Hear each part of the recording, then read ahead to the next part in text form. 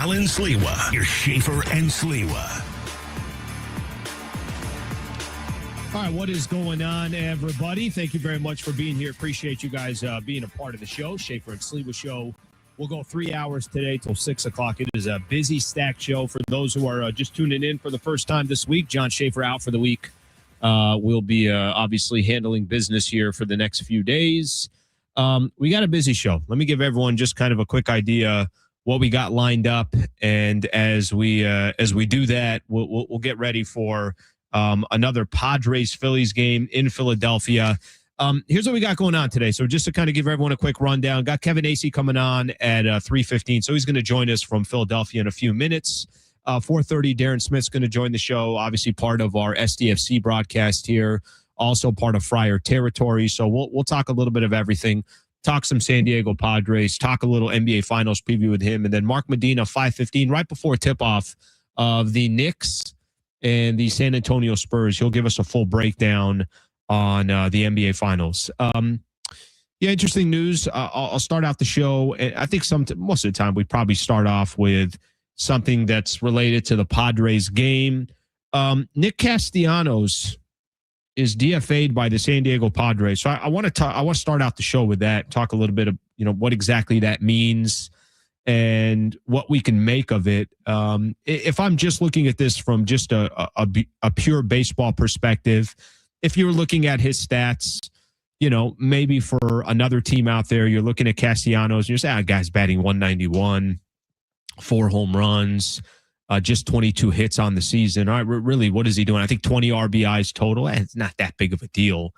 The Castellanos one, I got to be honest with you, and we'll talk to Kevin Acee about this in a little bit as well. A little surprised by it. I am. I did not think that Castellanos' stint with the Padres was going to last about a third of the season.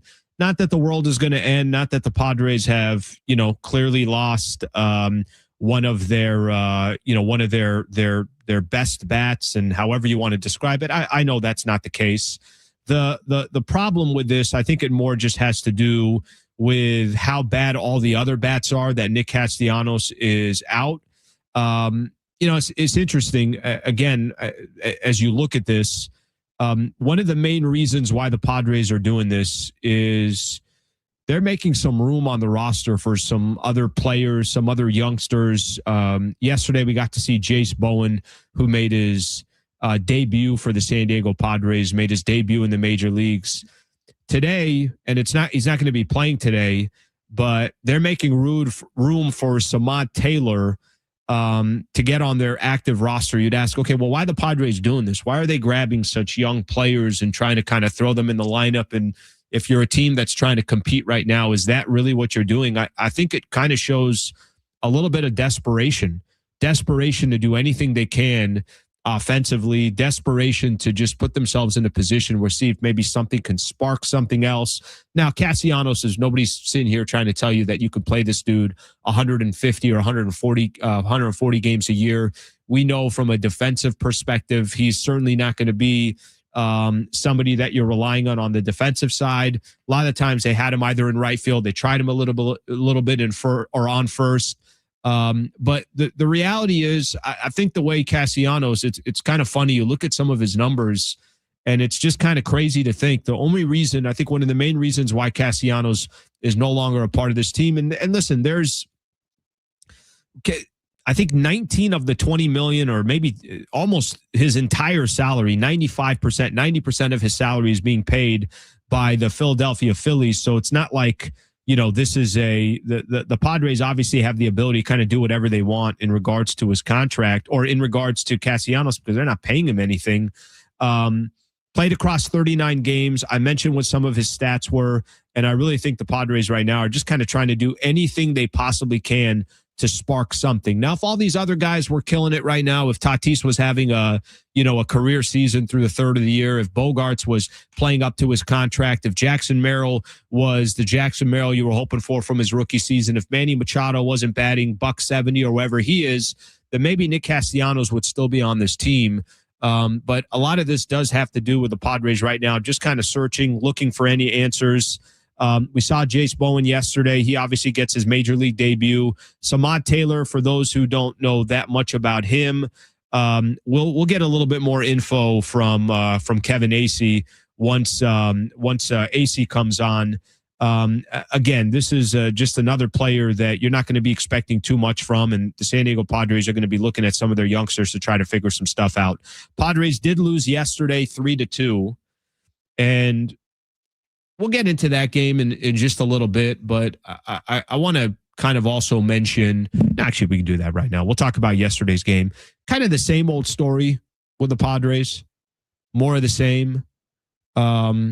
Offense puts up 2 runs. It's a 2-run homer by Gavin Sheets. That's it. They go 0 for 7 with runners in scoring position. I saw some stats today in the UT in regards to some of the runners in scoring position. I had to look twice. I'm like, this cannot be the stats of the San Diego Padres, who have now lost. Brent, is it 7 of 8 now, or is it 8 of 9? I can't remember what it is. It's either 7 of 8 or 8 of 9 at this point, and the L's obviously keep stacking up. But how about this with runners in scoring position for the Padres? They're 5 for 49 in their last 8 games, which is just over batting over. It's like 101 or something like that. 2 for 41 in the 7 losses over that span. So it is 7 of their last 8 losses. They're 2 for 41 with runners in scoring position. They're just not playing good enough baseball, period. You're going up against Philadelphia. I know the Phillies aren't the best team out there, but you got Nola on the mound that now has looked really, really good in 2 straight starts where he was struggling in the past. The Padres have made him look good. You know what you got with Christopher Sanchez today and Wheeler tomorrow, and it's just going to get only tougher. That felt like the game that you had to get if you were the San Diego Padres taking on the Phillies. I get it. I know it's baseball and anything can happen on any given day, but they're just not clutch. And they've had clutch moments, and most of those moments were early on. And I think a lot of people kept kind of attributing that stuff as their luck to it. I mean, the numbers just don't make sense. Well, they've come back down to earth and now just 5 games over 500 when at one point they were 11 games over 500. And to be honest with you, it's kind of happened pretty quick. Like, this has not been one of those situations where they're easing their way into a struggle. It's like it's just overnight, this has happened, and the challenges are only going to continue. The runners in scoring position, that has everything to do with it. I mean, yesterday was a really good example. I'm sitting here, I'm doing the show. You know, obviously I got the TV on in the background. To start out the game, Tatis hits one off the wall. By the way, had 3 hits yesterday as well. And, you know, other than a huge mistake rounding second yesterday, not really sure what he's doing on an Andujar infield single, especially already with 2 outs. Other than that mistake, Tatis he's been balling out. I want to give the guy credit. Granted, he's not hitting 5-6 home runs over the course of a couple of weeks, but he's getting on base and he's getting hits. Their biggest issue right now is if you got a runner. I'll go back to yesterday's game. So Tatis gets the leadoff or gets a leadoff double. He doesn't move from second base the rest of, you know, that rest of that inning. A couple of fly outs, a ground out. That's it. The inning's over. And they're having opportunities. And this is something that you can't do if you're the Padres right now, for how much they're struggling offensively.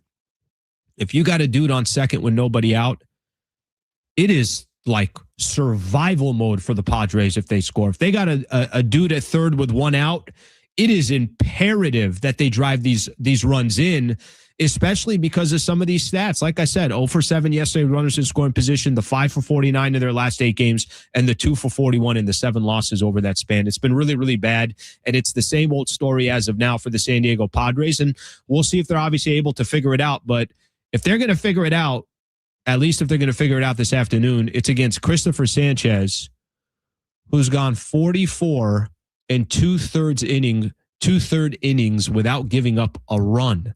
So if they're going to figure it out over somebody, it's going to be against not just the hottest pitcher in baseball, one of the best in all of baseball. It's going to be a challenge. Maybe, what do I always hear from people? It's baseball. Anything can happen. Well, maybe freaking this afternoon, Christopher Sanchez gives up 4 runs and the Padres find a way to win. Brent, don't even smile or smirk at that. Just take me seriously when I say it. Kevin Acee, when we come back, we are going to continue to break down, obviously, the San Diego Padres. Got a lot of other really good things to talk about today. Some more stuff on the Skubal stuff that I got to get back to, but all these Buster Olney. I heard him talking about, again, tying him to the San Diego Padres. By the way, Buster Olney had a really, really good article in ESPN about Peter Seidler's legacy. We'll get into that as well. Kevin Acee coming up next on San Diego Sports 760. Stay right here, live on the iHeartRadio app. I'm Alan Sliwa, Schaefer and Sliwa Show on San Diego Sports 760.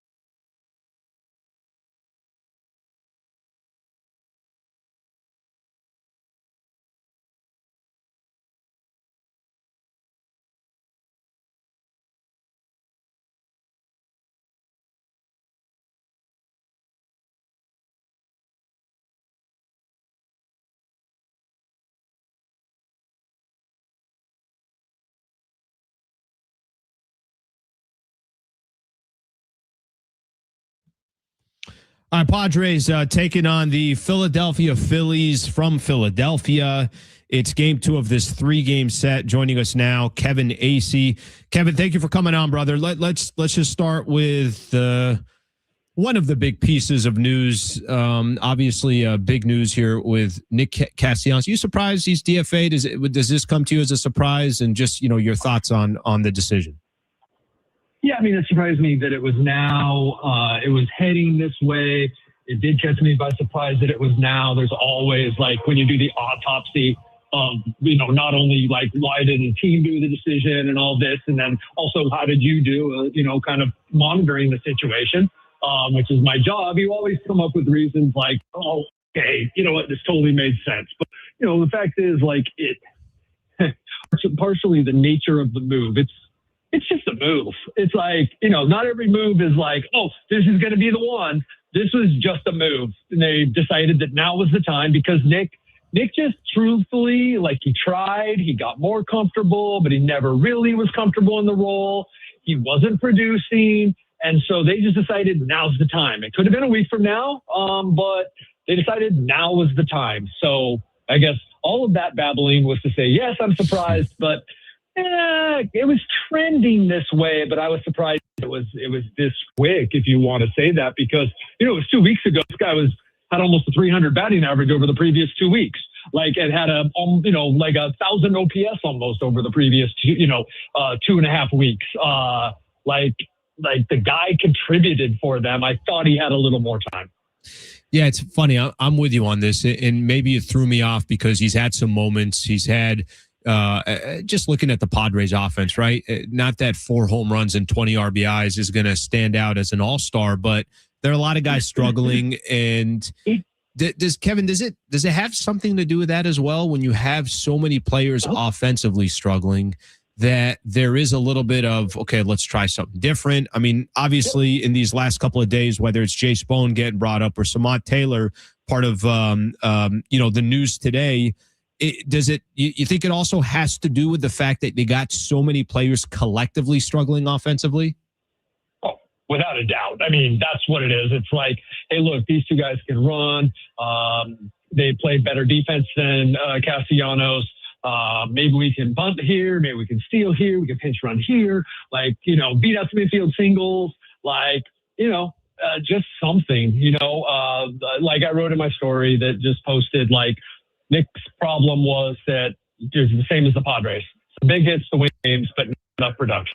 That's all it was. I mean, he I don't know, was the odd man out or just the guy with the price. He was just that guy. This was not Nick Castellanos. What can you tell us? Samad Taylor, obviously active now on the 40-man roster. Jase Bowen, we got a chance to see yesterday, gets his first single, and I thought actually had a pretty good game, especially for his debut. What can you tell us about Samad Taylor and how you think they plan to use him? Well, pinch running, very good runner, and that's another reason it surprised me. Like, they have Johnson, like they're pretty rich and athletic, quad A outfielders right now. But he's not a great defender, but I'll tell you that he'll get to a bunch of balls. Like, he is fast, and this is going to be now. He will have spent parts of 4 straight seasons in the major leagues, been with the Royals and the Mariners.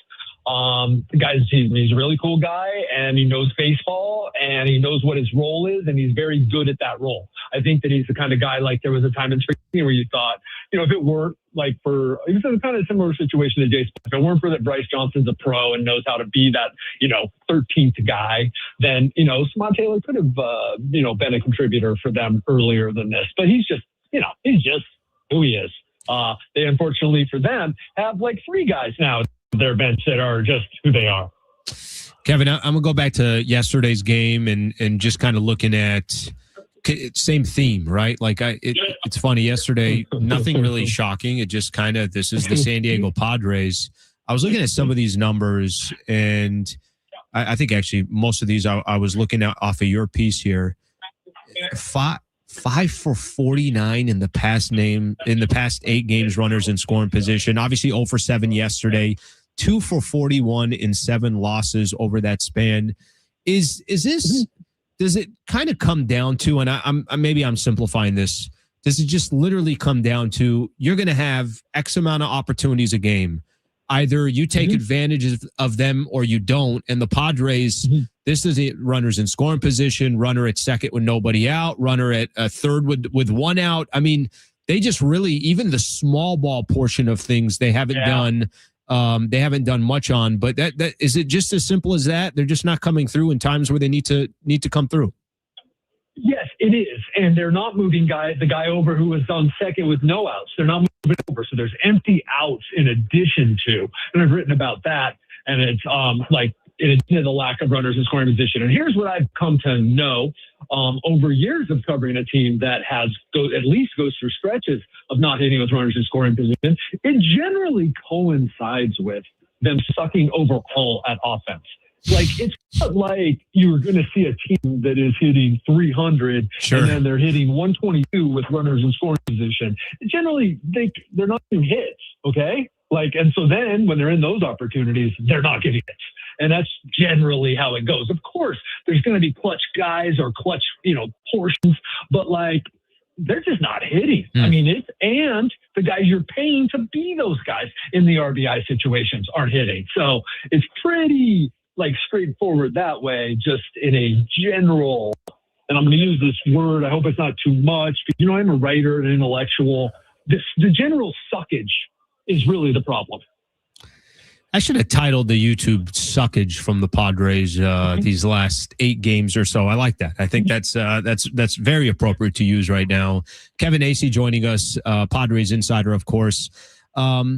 Okay, I want to. There's kind of a couple different ways I can go here. Just your thoughts on when you think of the Padres bullpen, and I don't know if there's titles. Hey, it's the Big Four, or it's their bullpen is their strong suit. I have a pretty good idea and I have a good feeling how I feel about Adrian Morejon. I have a feeling about how I feel about Jason Adam. I have a feeling about how I feel about Mason Miller. What do you make of Estrada? Is Estrada still in that mix for you? Do you still get the same, hey, when Jeremiah Estrada when he gets on the mound, I feel great about it. How do you feel about Estrada right now? I feel like you go in stretches with him. So that puts him a tier below those other guys, right? You go in stretches where, holy smokes, Jeremiah, both his pitches are working, and he is really good. And he's the guy that you want, that 6th or 7th, before you set up for those, 2, you maybe use both Morejon and Adam instead of guys, or maybe just one of them, and then you get to Miller. You're yes, the Padres are really lucky to have that 4th high leverage guy. And then there's times right now where he kind of can't get on the splitter, and, he's walking guys or coming close to walking guys and then having to groove a pitch or feeling like he has to.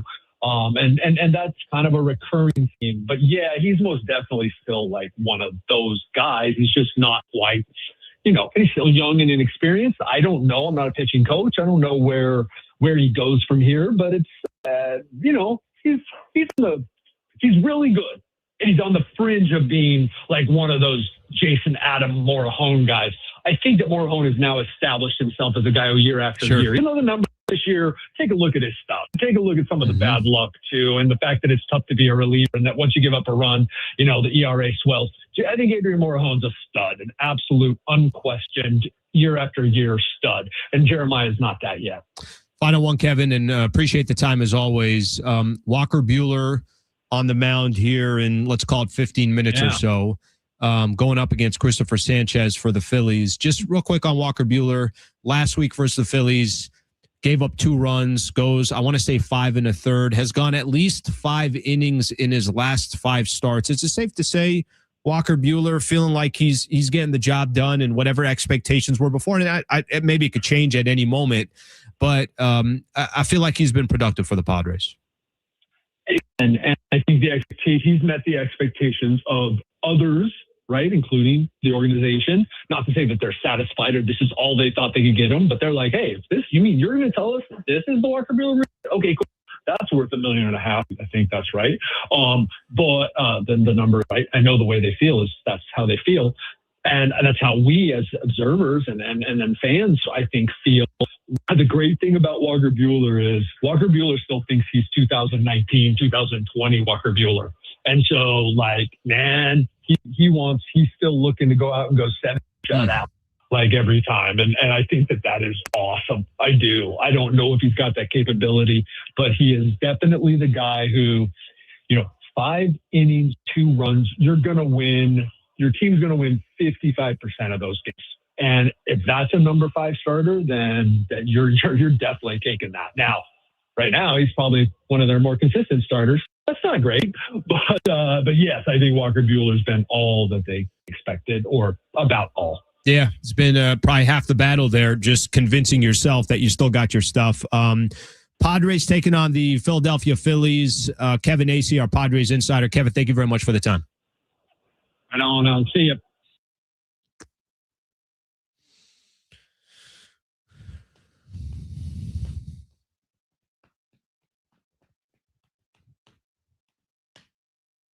All right, great stuff as always from Kevin Acee.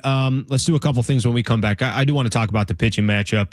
Walker Buehler, what he's done for the Padres. Christopher Sanchez, 44 and 2/3 inning without giving up a run. Of course, the Padres get him twice in the span of 1 week. What would we want it any other way? Yes, I would like to avoid him in this series. That ain't going to happen. Let's see what the Padres can do. But let's talk about this pitching matchup. We'll go back a little bit to a couple things Acee mentioned, specifically the bats, runners in scoring position.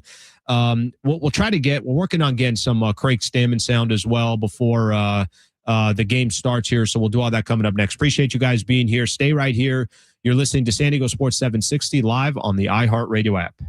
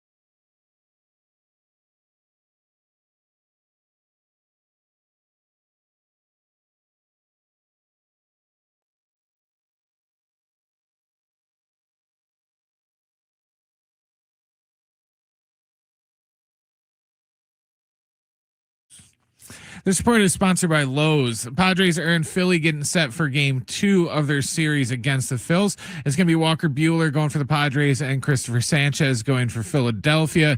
First pitch is set for about 7 minutes from now at 3:40. In other Padres news, they DFA'd Nick Castellanos today after 39 games. He only hit 191 with a 560 OPS, 4 homers, and 20 RBIs in his time with the Padres. And we got game 1 of the NBA Finals tonight in San Antonio with Knicks and Spurs. That will tip off a little bit after 5:30. Earn points like a pro anywhere you go on eligible purchases with the new Milo's Pro Rewards American Express card. Plus, save 5% every day on eligible purchases at Lowe's. Subject to credit approval, exclusions and restrictions apply. Visit Lowe's.com/business credit.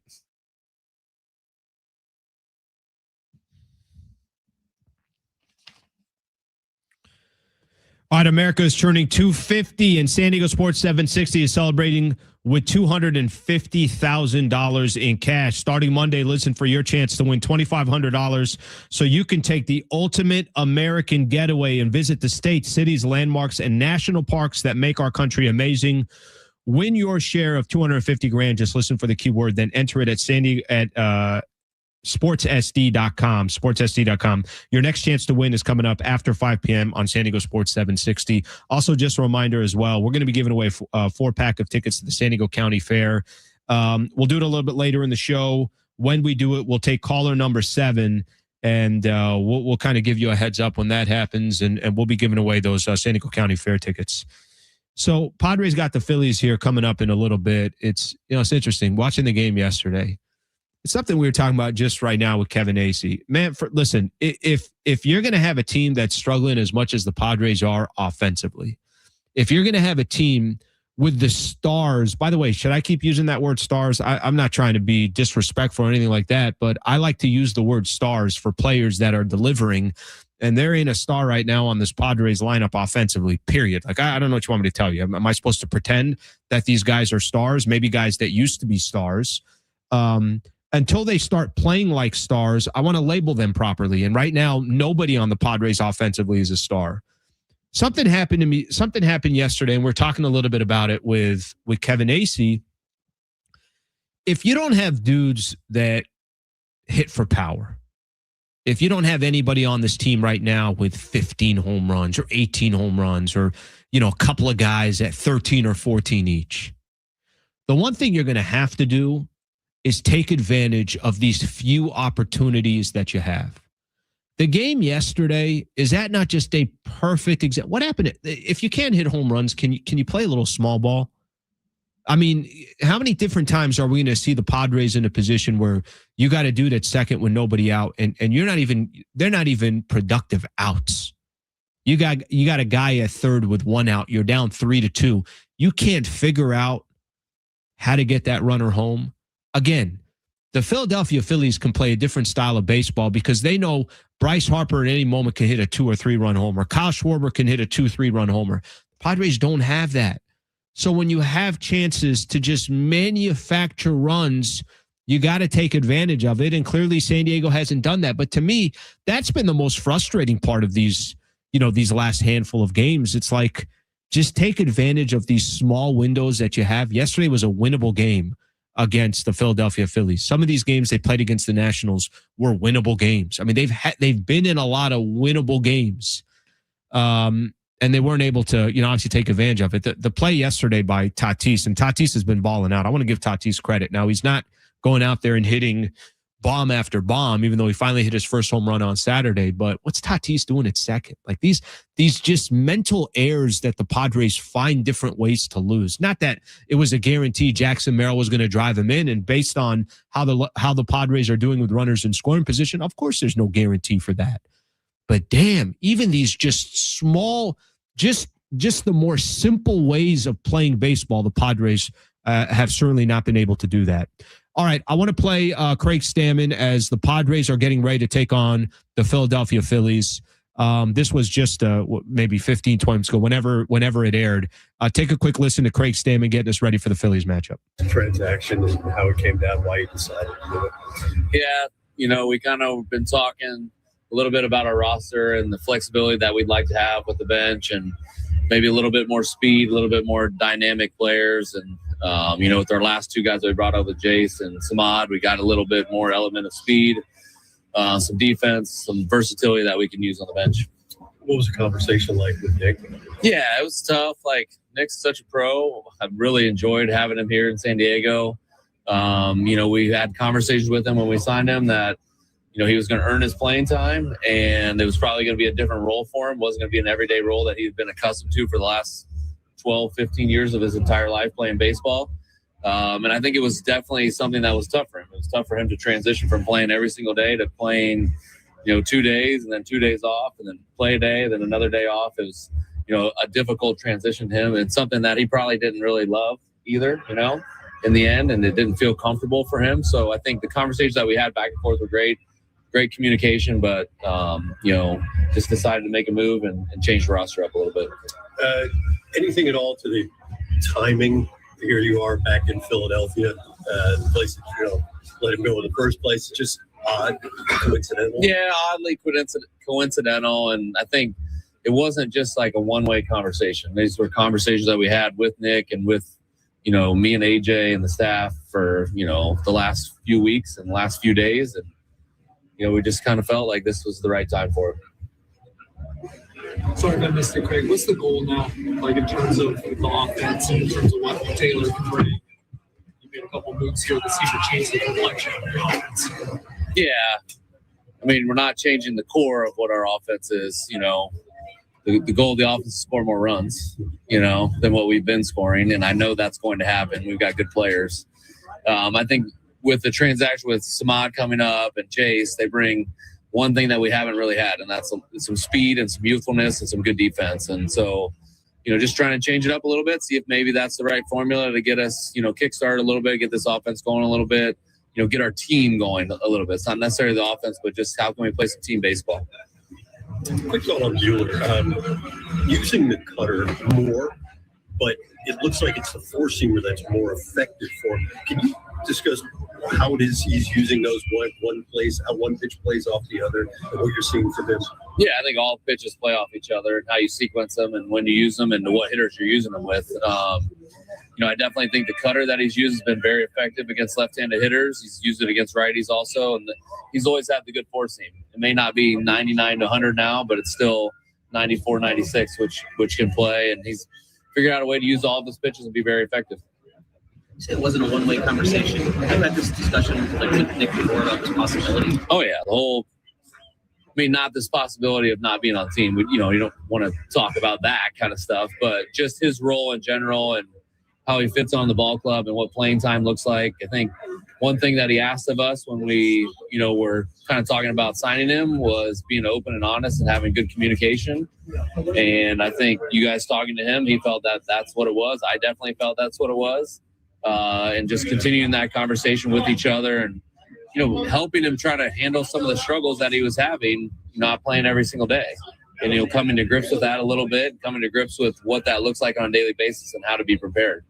And, it just felt kind of trending towards the direction of he wasn't very comfortable in that role. And, for him personally, I know he's got a lot going on with his family and wanting to be around his kids a lot. Maybe this is an opportunity for that, but maybe an opportunity for him to go somewhere else and find a place where he could play, every day. All right, that's Craig Stammen right there. So obviously talking about Nick Castellanos, if you have not heard, DFA'd. And, a little bit of a surprise, yes. Do I think the San Diego Padres, it's kind of crazy if I'm being honest with you. There have been a few highlights so far this year. Castellanos, he's been in the mix of that. Now, that doesn't mean you have to keep him for all 162 games if the Padres are going to take obviously a different approach to the season. If they feel like there's other players that they can bring up that are going to help them more defensively, that there's more upside, then go ahead and do it. I mean, I think the bigger story here is why they're doing it has more to probably do with the fact that just offensively, there's so many players that are struggling and they're going to take some chances. And I don't have an issue with it. I think it was just more of a surprise. But Nick Castellanos wasn't signed by the San Diego Padres for the minimum because the Phillies are paying his entire contract. He wasn't signed so he could come be the savior for the San Diego Padres. Neither was Ty France. Neither was Andujar. Neither was, go down the list of some of the, Gavin Sheets obviously has done an incredible job with 10 home runs. It's been about all the stars. And that's the way this thing gets turned around. There's I'm going to play some sound here when we come back. There's some really good sound from Buster Olney. A little bit. I saw it a little bit earlier on X, the Just Baseball Show, and it's a podcast that they do. And Buster Olney was on there. I reached out to him. We'll see if we can get Buster Olney on. But he had something specific on Tarik Skubal. And when we come back, we'll play it. And this is now 2 days in a row. Ken Rosenthal and Buster Olney, two people that are obviously well-known in the industry and very well respected in the industry. Maybe not the breaking news part. Ken Rosenthal is, I think he's irked a lot of Padre fans in the past.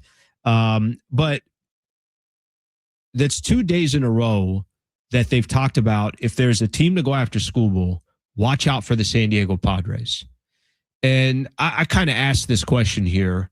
Well, if it's going to be the Padres that are the more aggressive team, it's going to be the Padres and A.J. Preller going out there and saying, that's it, let's go get Skubal.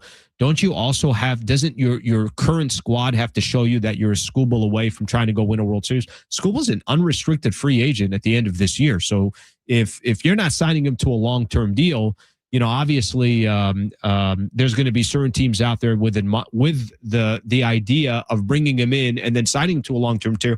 I don't know if that's going to be the San Diego Padres. Let's talk about Skubal when we come back. But more specifically, I got to play this Buster Olney sound because here's what he says. He throws in the Phillies, he throws in the Yankees, he throws in the Dodgers. But he's like, yeah, all of these teams don't make as much sense as the San Diego Padres. We'll play that when we come back. Obviously, as the game goes on, we'll keep you posted on it. But we'll have plenty of conversations on the Padres and everything else going on in sports right now. Stay right here. San Diego Sports 760 live on the iHeartRadio app.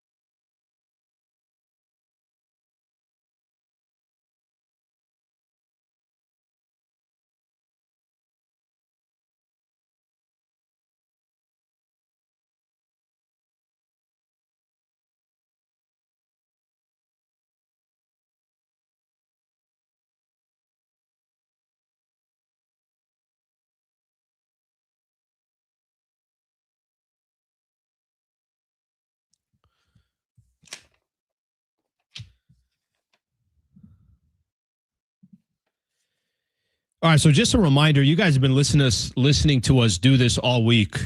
How cool is this? We got a pair of tickets to Columbia versus Jordan at Snapdragon Stadium. It's going on Sunday at Sunday, June 7th at 4 p.m. So we have this little soccer sounder that we play. And when we play it during the break, this is all in Brent's hands. I got no say in this. You know, Brent basically tells me, look, get out of the way. This is my portion. Whenever he plays it during one of these breaks, call in and get a chance to win these tickets. A pair of tickets at Columbia versus Jordan. By the way, just a reminder here, if you want tickets to that event, just got to go to sandiegofc.com/countdown to26.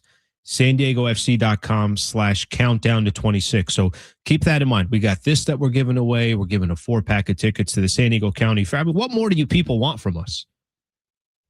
Jesus. Give these guys everything. We appreciate you guys being a part of the show. Christopher Sanchez versus Walker Buehler today. That game is going on. And you know what? I'll keep you posted, obviously, on the game. But Christopher Sanchez has just been unbelievable. Just phenomenal. As good of a stretch as you're ever going to see in the game of baseball. In the history of baseball, one of the more impressive stretches that you're going to see here. And I'm looking here. I'm trying to look at some of the stats here. So he's gone 44 and 2/3 innings, 44 and 2/3 innings scoreless streak that he's in. You could actually add one more inning to that mix, make it 45. But let me just say this, and this is kind of baseball. This is what everybody tells me is baseball. Oh, well, it's baseball. Anything can happen.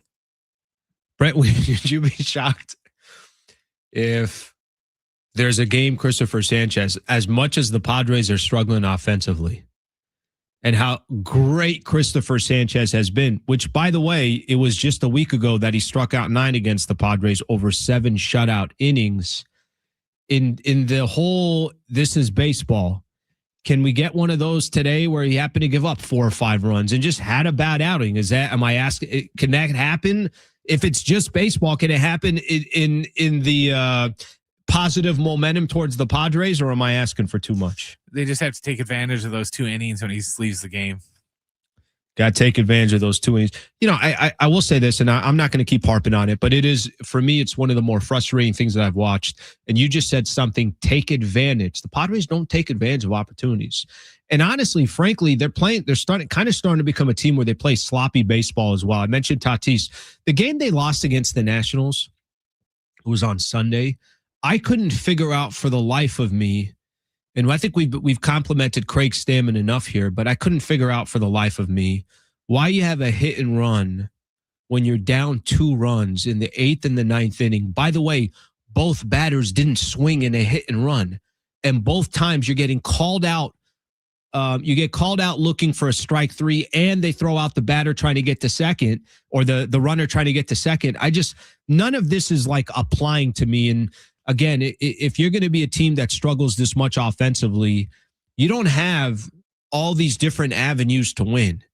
You have to take advantage of some of these games where you got dudes on in running or in scoring position. They haven't done that. So it's been, on top of everything, I think it's been some sloppy baseball. All right. So I mentioned this, and I want to play this for everybody here because I want everybody to hear it, and we'll spend some time on this. By the way, Darren Smith's going to come up at 4:30. He's already nervous for this game coming up between the Knicks and the San Antonio Spurs. Let me play some sound here for everybody. There was Buster Olney was on a podcast, and the conversation was about Tarik Skubal. And for those who don't know, one of the best pitchers, I mean, obviously in all of baseball, that becomes an unrestricted free agent after this season is Tarik Skubal.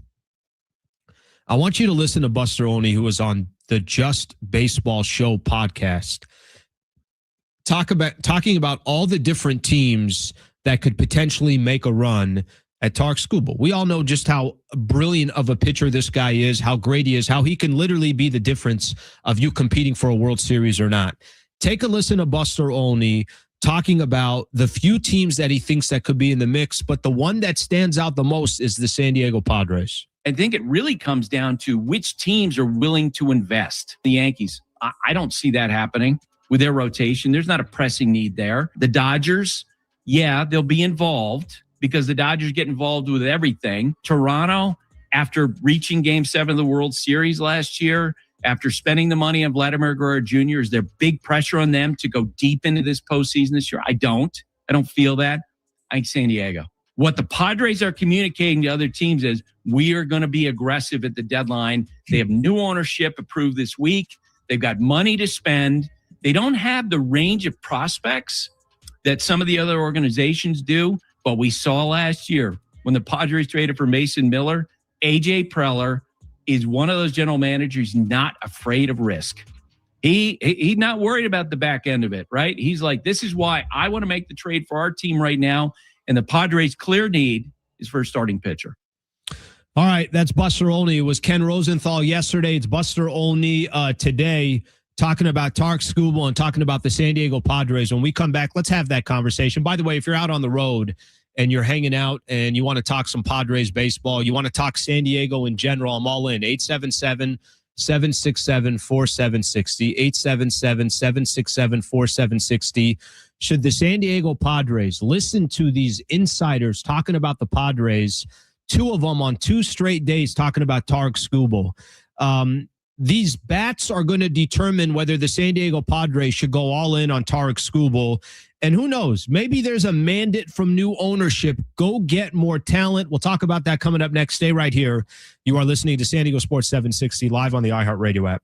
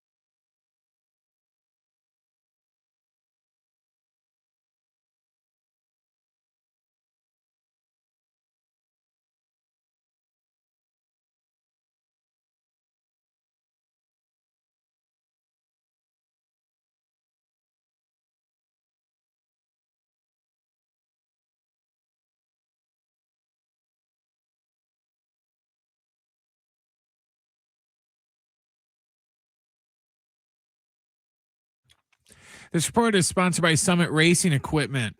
Padres are in Philadelphia taking on the Phillies in game 2 of their series right now. It's Walker Buehler going against Christopher Sanchez. After 1 inning, there is no score. Padres earlier today DFA'd Nick Castellanos after a rough 39-game stint with the team. He only hit 191 with a 560 OPS, 4 homers, and 20 RBIs with his time with the Friars. And we got NBA Finals Game 1 Knicks Spurs in San Antonio coming up. They're going to tip that off here in about 90 minutes or so, around 5:30. Rev up Father's Day gift giving at summitracing.com. You'll find unique gifts, parts, tools, accessories, and more, or give the perfect gift card, a Summit Racing gift card. Shop summitracing.com, plus enroll in the rewards program to get even more power in every purchase.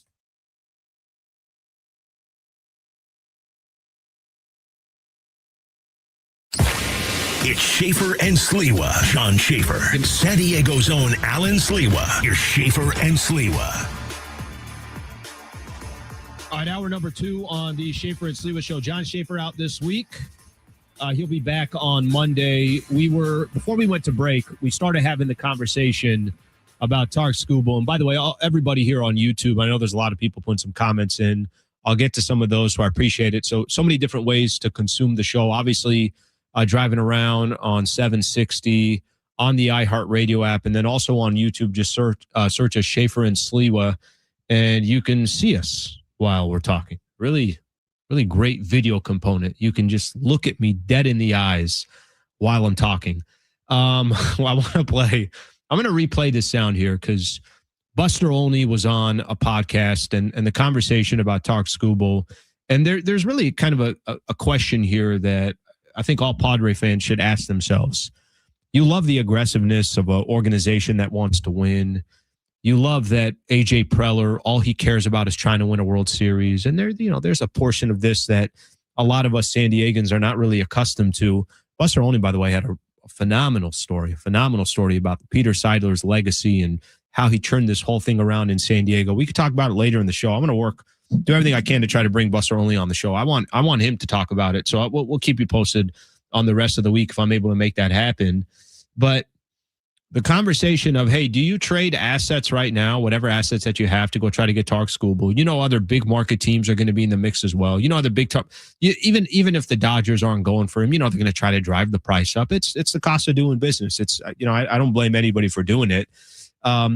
Let me play this again, because if you didn't hear it, we went to break. Take a listen to Buster Olney talking about Tarik Skubal and talking about the teams that would be involved and really talking about one team that he thinks stands out in the San Diego Padres. Take a quick listen. I think it really comes down to which teams are willing to invest. The Yankees, I don't see that happening with their rotation. There's not a pressing need there. The Dodgers, yeah, they'll be involved because the Dodgers get involved with everything. Toronto, after reaching Game 7 of the World Series last year, after spending the money on Vladimir Guerrero Jr., is there big pressure on them to go deep into this postseason this year? I don't feel that.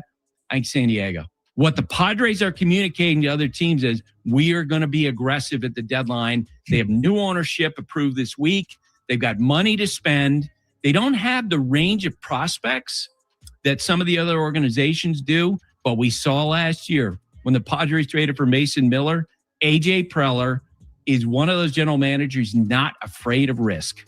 He's not worried about the back end of it, right? He's like, this is why I want to make the trade for our team right now.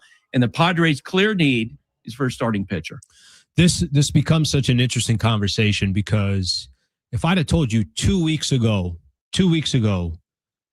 Buster Olney on one day, Ken Rosenthal the day before, we're talking about Tarik Skubal, and they keep tying him back to the San Diego Padres. If I just said 2 freaking weeks ago when the Dodgers were at Petco Park and the Padres won that first game with Yamamoto and Michael King giving up no runs, Yamamoto giving up 1 run, and the Padres won that game 1-0, and they had a half-game lead in the division. I know the division was never the goal, but 2 weeks ago for having this conversation, before they go on this slide, before they lose 7 of 8, before they, obviously offensively they've had their issues. I mean, every single person in San Diego is like, damn, Padres are freaking, this squad's not messing around. They're going after Tarik Skubal, even, situation. And yes, the Dodgers are going to have as many guys as the Braves are having a phenomenal season. Milwaukee is always going to be a headache. The Padres just, they don't mess around. They're in every single mix of it. Now I sit here today, 2 weeks later, and I'm having the conversation to myself. It's like, well, what do you got to give up to go get this guy? And if you give up the farm again to go get him, all to have an offense that can't score more than 2 runs a game, has the worst batting average in all of baseball, then are you just, and this guy can clearly walk away and he's going to go get paid big money this offseason. And if it's not coming from the San Diego Padres, obviously there's going to be plenty of markets. It's probably going to be one of the reasons why we have a work stoppage, or why both sides, the players union and the owners can't agree to anything, because whenever these guys become available, they're kind of just going to the same teams over and over again. If you'd have told me 2 weeks ago this is the conversation, it's kind of a no-brainer. It honestly gets me, not to say that it doesn't get me excited today to have that conversation, to see what it could look like. What if the Padres were able to add this player? What if Nick Pivetta can get back on the mound? What if Musgrove is available after the All-Star break? What if? There's all these what ifs. But where that conversation becomes more difficult, and I've heard AJ Preller say this before. John Schaefer and I have had this conversation plenty of times. I think it's one of the most baller quotes that I've heard out there.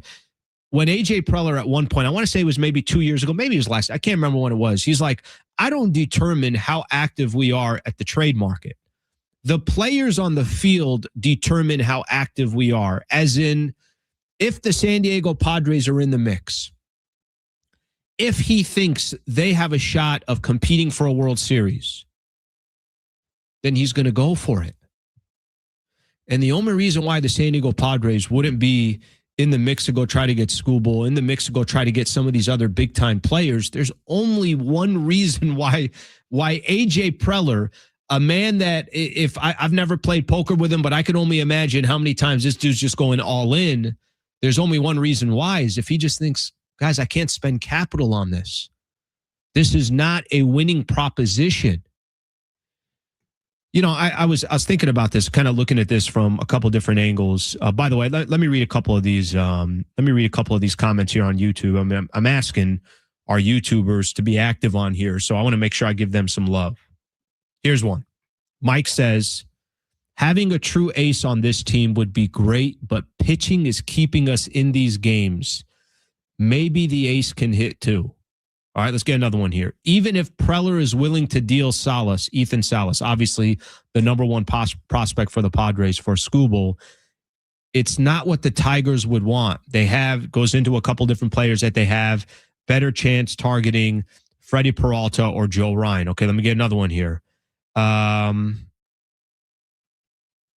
me see here.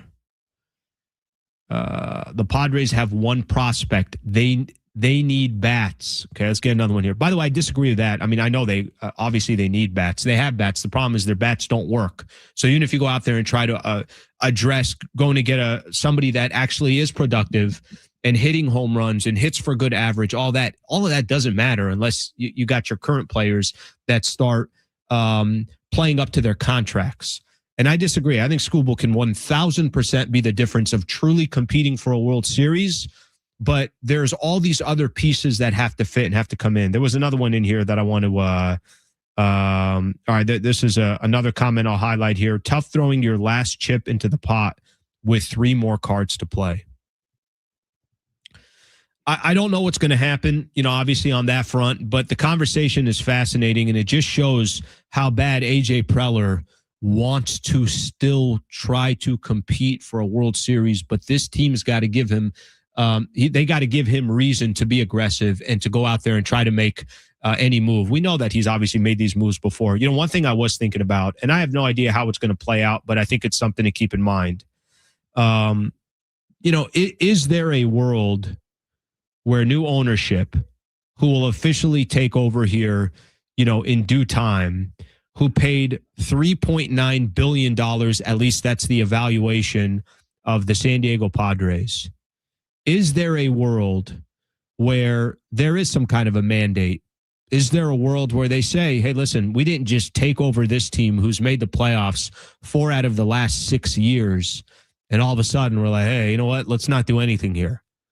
Is it possible that new ownership walks in, and once it becomes official and once they can start talking and they address the media and everything else, and they understand what Peter Seidler has meant to San Diego? And again, I'll talk about that Buster Olney piece in a little bit here of part of his piece talking about kind of the stamp of what Peter Seidler did. But is there a world where new ownership is saying, we are not sitting back, we are not sitting around, and we're not going to go sit here, and if we're going to go out, we're going to go out swinging, we're not going to go out quietly? Maybe there's a mandate for them to just be as aggressive as possible. I obviously don't have the answer to that, but I think the conversation is obviously fascinating. I think it's very interesting. And just to hear the Padres in the mix for another one of these players, I'm a little all over the place. I mean, yesterday I was talking about how I'm more of a conservative person. I do think that if you're going to trade away your farm, you better have a chance to compete.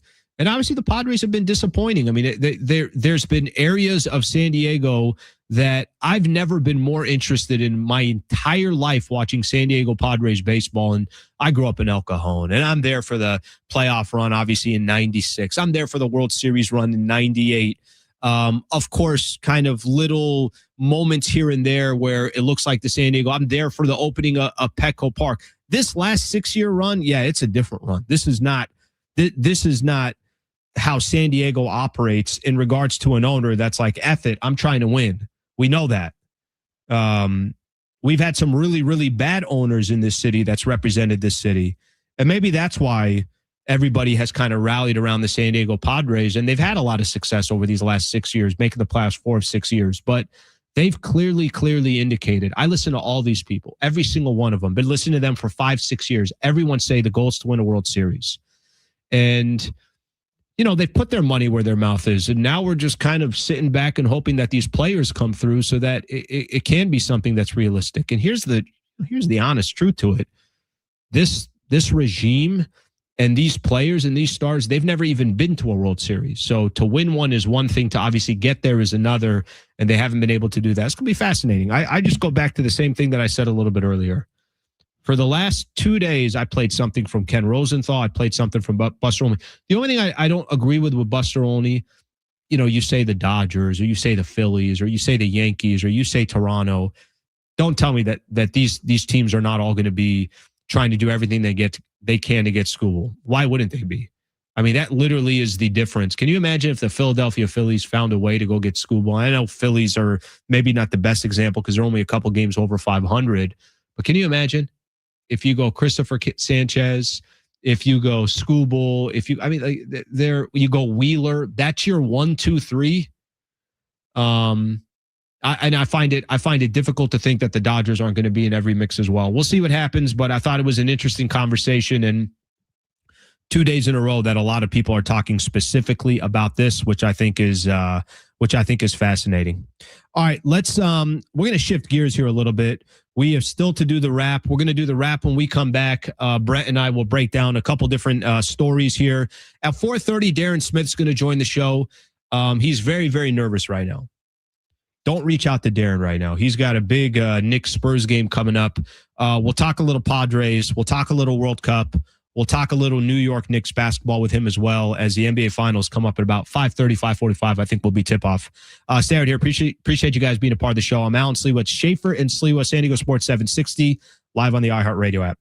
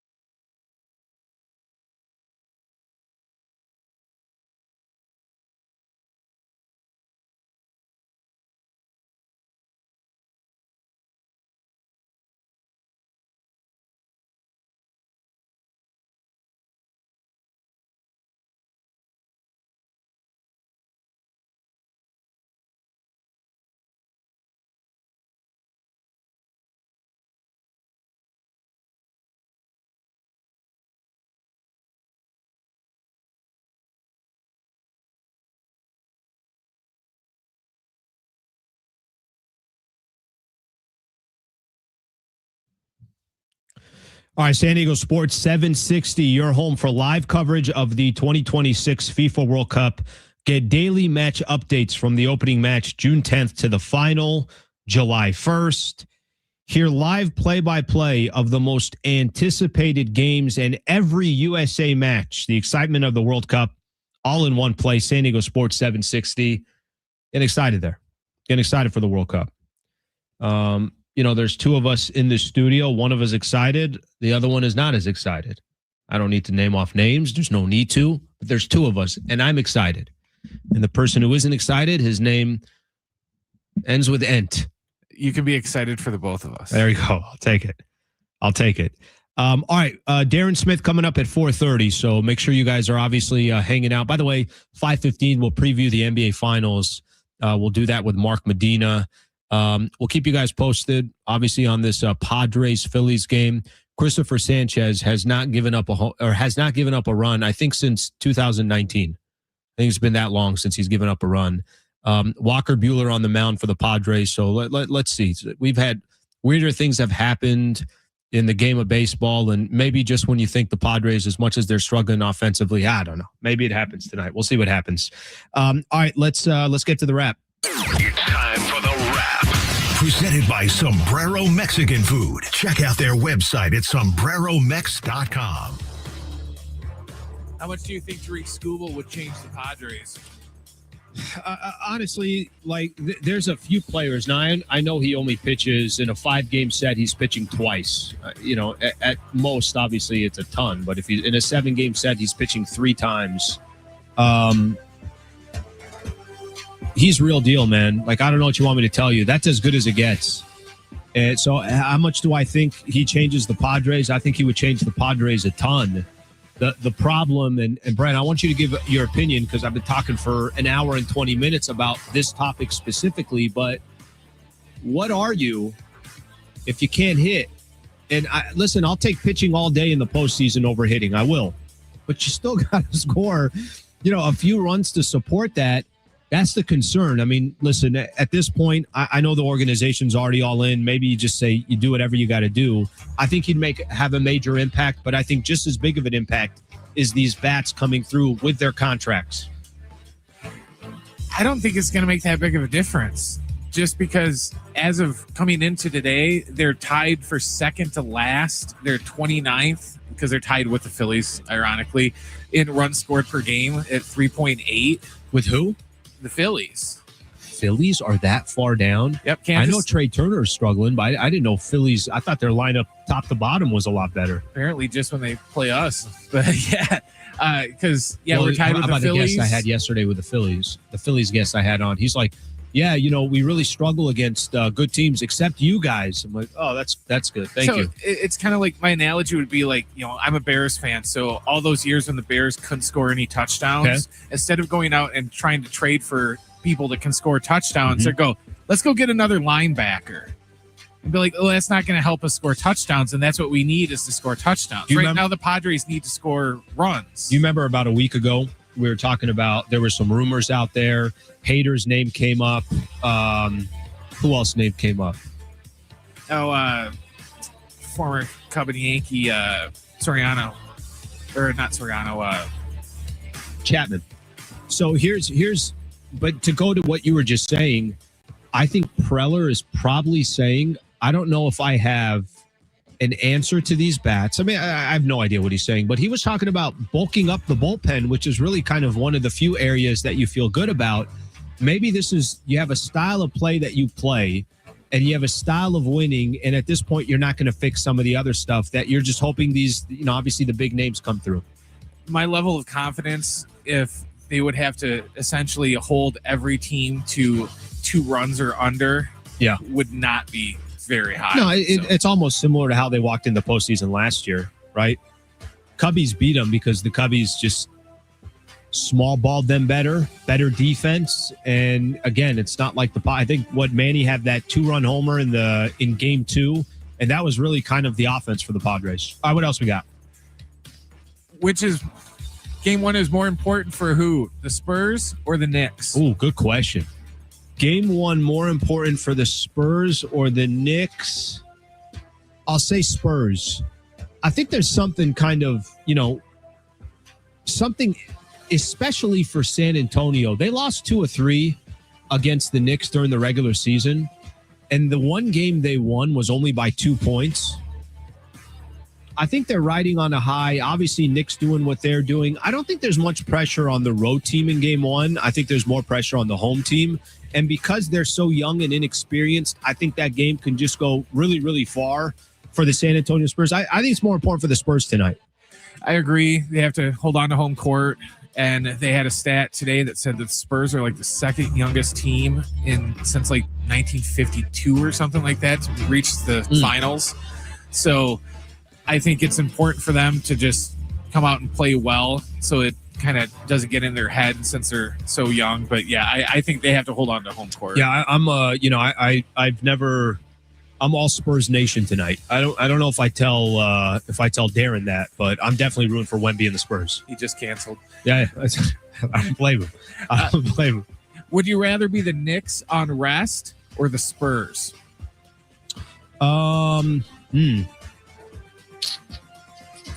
I think Spurs, and I'll tell you why. I think the Knicks,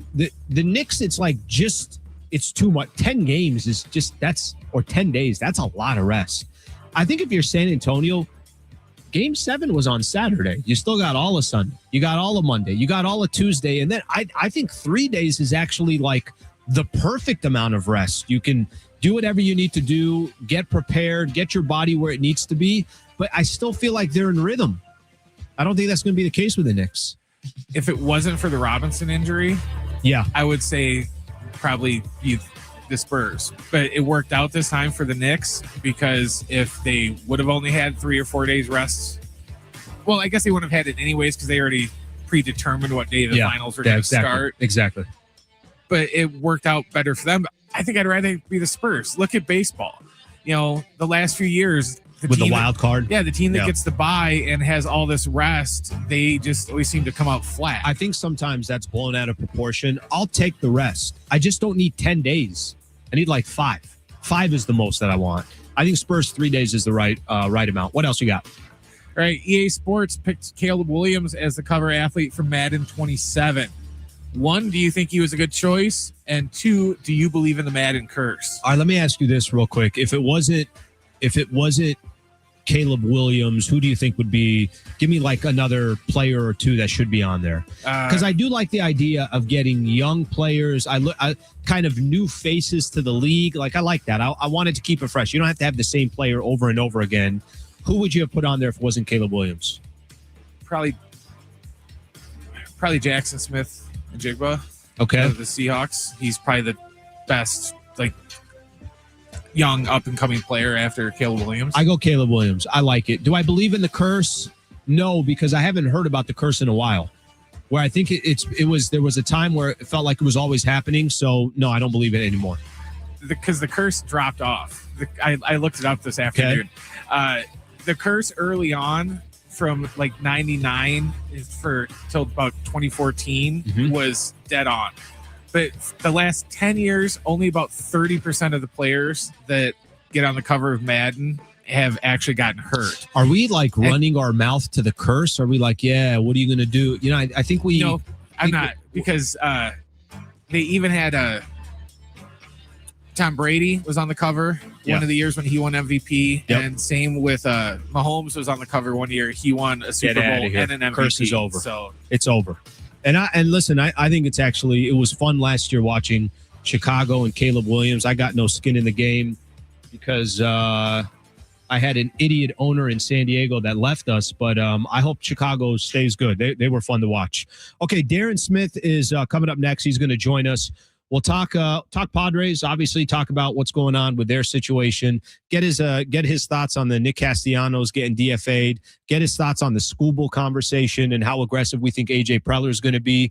We'll talk Knicks and the San Antonio Spurs. We'll hit on the World Cup. We'll do it all. Stay right here. Appreciate you guys being a part of the show. This is San Diego Sports 760 live on the iHeartRadio app.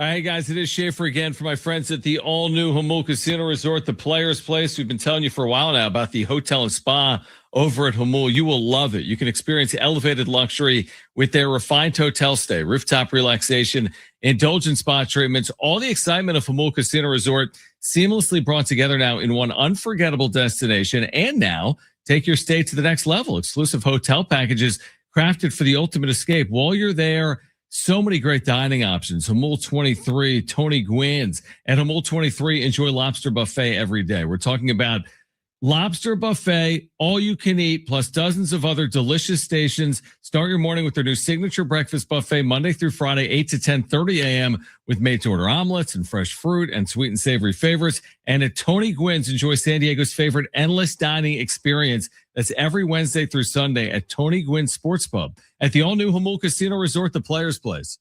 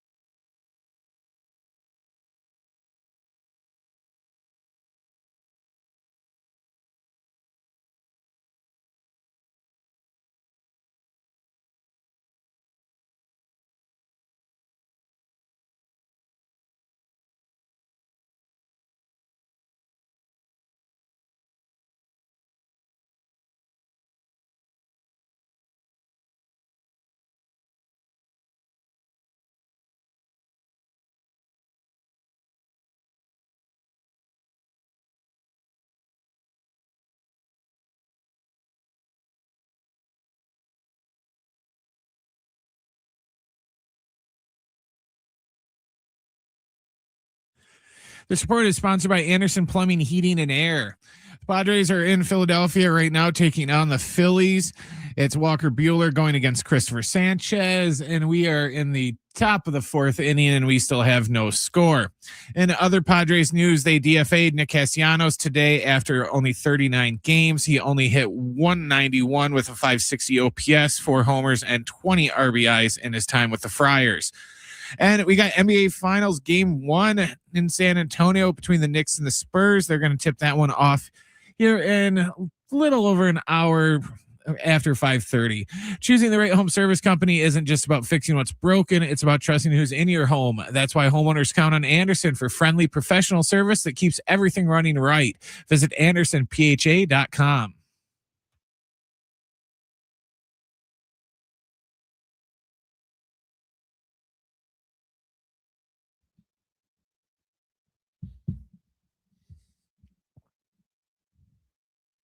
All right, still scoreless in Philly between the San Diego Padres and the Philadelphia Phillies.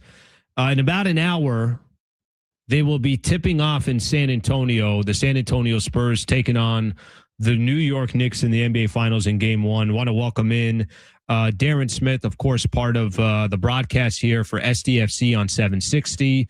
Also does Friar Territory, a phenomenal show covering the Padres. Does that with Marty. What's going on, D? Thank you for coming on, buddy. What's going on?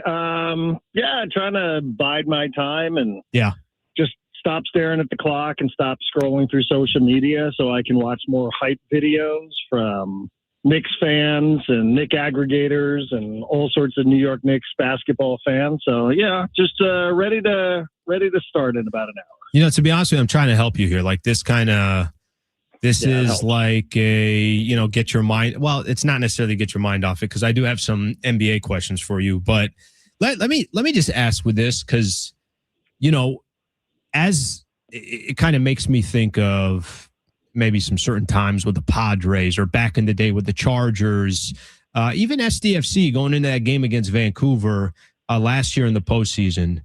What's your feeling right now? Like here you are, a lifelong Knicks fan. The Knicks haven't been to the finals since '99. They haven't won a championship since Phil Jackson was a player. For those who don't know, Phil Jackson was a player.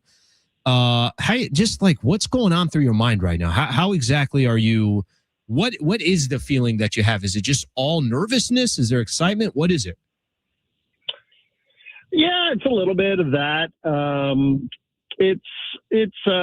think it's probably a lot of nostalgia, if you will. Not that I'm old enough to remember the 1973 NBA championship, the last one that the Knicks won, but I remember very vividly being in New York in 1994, the last time that I thought they had a legitimate chance of winning. So there is a lot of that of, remembering what was going on in that time of my life as a 21-year-old and how into it I was and how emotional I was about it, how heartbroken I was after they came up literally 1 3-point shot away from winning and losing a 3-2 lead in the NBA Finals. So I think it's a lot of that. I'm excited for them. I think they've got a real chance. I agree. It's an unusual feling because it's not something I've said a lot, like literally in 32 years. So and it's just sort of this like this stew of emotions, and I don't know what's going to get ladled out a little bit later. Like people keep asking, like, "Oh, what are you going to do if they win?" I'm like, I don't know because I've never seen it. I've seen them win the NBA Cup, seen them win the Eastern Conference Championship twice, now 3 times. Mm-hmm. So I have no idea. I'm just kind of excited to see what it looks like and get the series going. Yeah, I think the anticipation is what is, especially for the Knicks. I mean, they haven't played 9 days, 10 days, whatever the number is. So that obviously adds a lot to it as well. Let me ask you a quick question just about the series itself. By the way, how cool is this? I mean, just to see the type of numbers that the Western Conference Finals did, and that probably has a lot to do with the fact, of course, Victor Wembanyama, the defending champs, you had Shea. The Oklahoma State Thunder just became kind of this villain overnight. And now it's Wemby and the New York Knicks. I think there's going to be such great buzz around it. So good for the NBA. What do you actually think about the series? I mean, I'm sure you watched some of that San Antonio Spurs Thunder series. Wemby's been incredible. But for me, somebody who loves the NBA, I think so much of the series just comes down to the other guys. If San Antonio has 5, 6, or 7 guys like they had in Game 7 scoring double figures, that's going to be tough to beat. On the other side of it, I know everybody wants to pay attention to Jalen Brunson and the Knicks, but I don't think the series comes down to just Jalen Brunson. It's okay, what is OG Anunoby, Karl Anthony Towns, Mikal Bridges, Josh Hart, Landry Shamet. You watch the Knicks more than I do, but how do you think this series is determined? All of it. I mean, I think that's what's so interesting is there's great narratives, right? For people like us who are in radio or podcasting, like there's those great themes that you can get into. The college teammates, the Villanova Knicks, Wembanyama, the alien, right? Ahead of schedule, a rematch. Jalen Brunson's dad was on the Knicks when they lost to the Spurs in 1999, right? There's a million of those great storylines that appeal to everybody, to my mother. But, there's so much like X's and O's and tactical basketball about how the Knicks are going to play against Victor Wembanyama. They've actually played pretty well against them during the regular season. Thumped them once, beat him in the NBA Cup, although he came off the bench. He was coming back from injury. But not only how they're going to cover him, but what they're going to make him do defensively. What they're going to ask Karl Anthony Towns to do, how he's going to run him around the basketball court, what Mitchell Robinson's going to do that's different, what OG Anunoby's going to do defensively. Will they put Josh Hart on him? Will the Knicks be able to hit from the perimeter? Will they be able to drive the baseline because they're going to drag Wembanyama further away from the bucket, right? So, like, it's such a good chess match, Alan. Like, I know you appreciate that part of it as well. Like, we can spend this entire segment, the rest of the show, the entire show tomorrow talking about tactically what happens between these two coaches, right? Both influenced by some of the great coaches in the history of the NBA. So it's something for everybody. And, you know, for me, it's just the Knicks have been on an incredible run. Sure. Everybody knows by now. You've heard some version of how historical this run has been with all the blowout points, the margin of victory, the consecutive winning streak. I suspect it's probably going to come to an end during this series. How will they respond to that? But the extra rest, especially when San Antonio's had to play such an emotionally grueling series against Oklahoma City, which I think for them has really, I don't want to say it's enough. I just want to say they're so far ahead of schedule and beating Oklahoma City as they had during the regular season.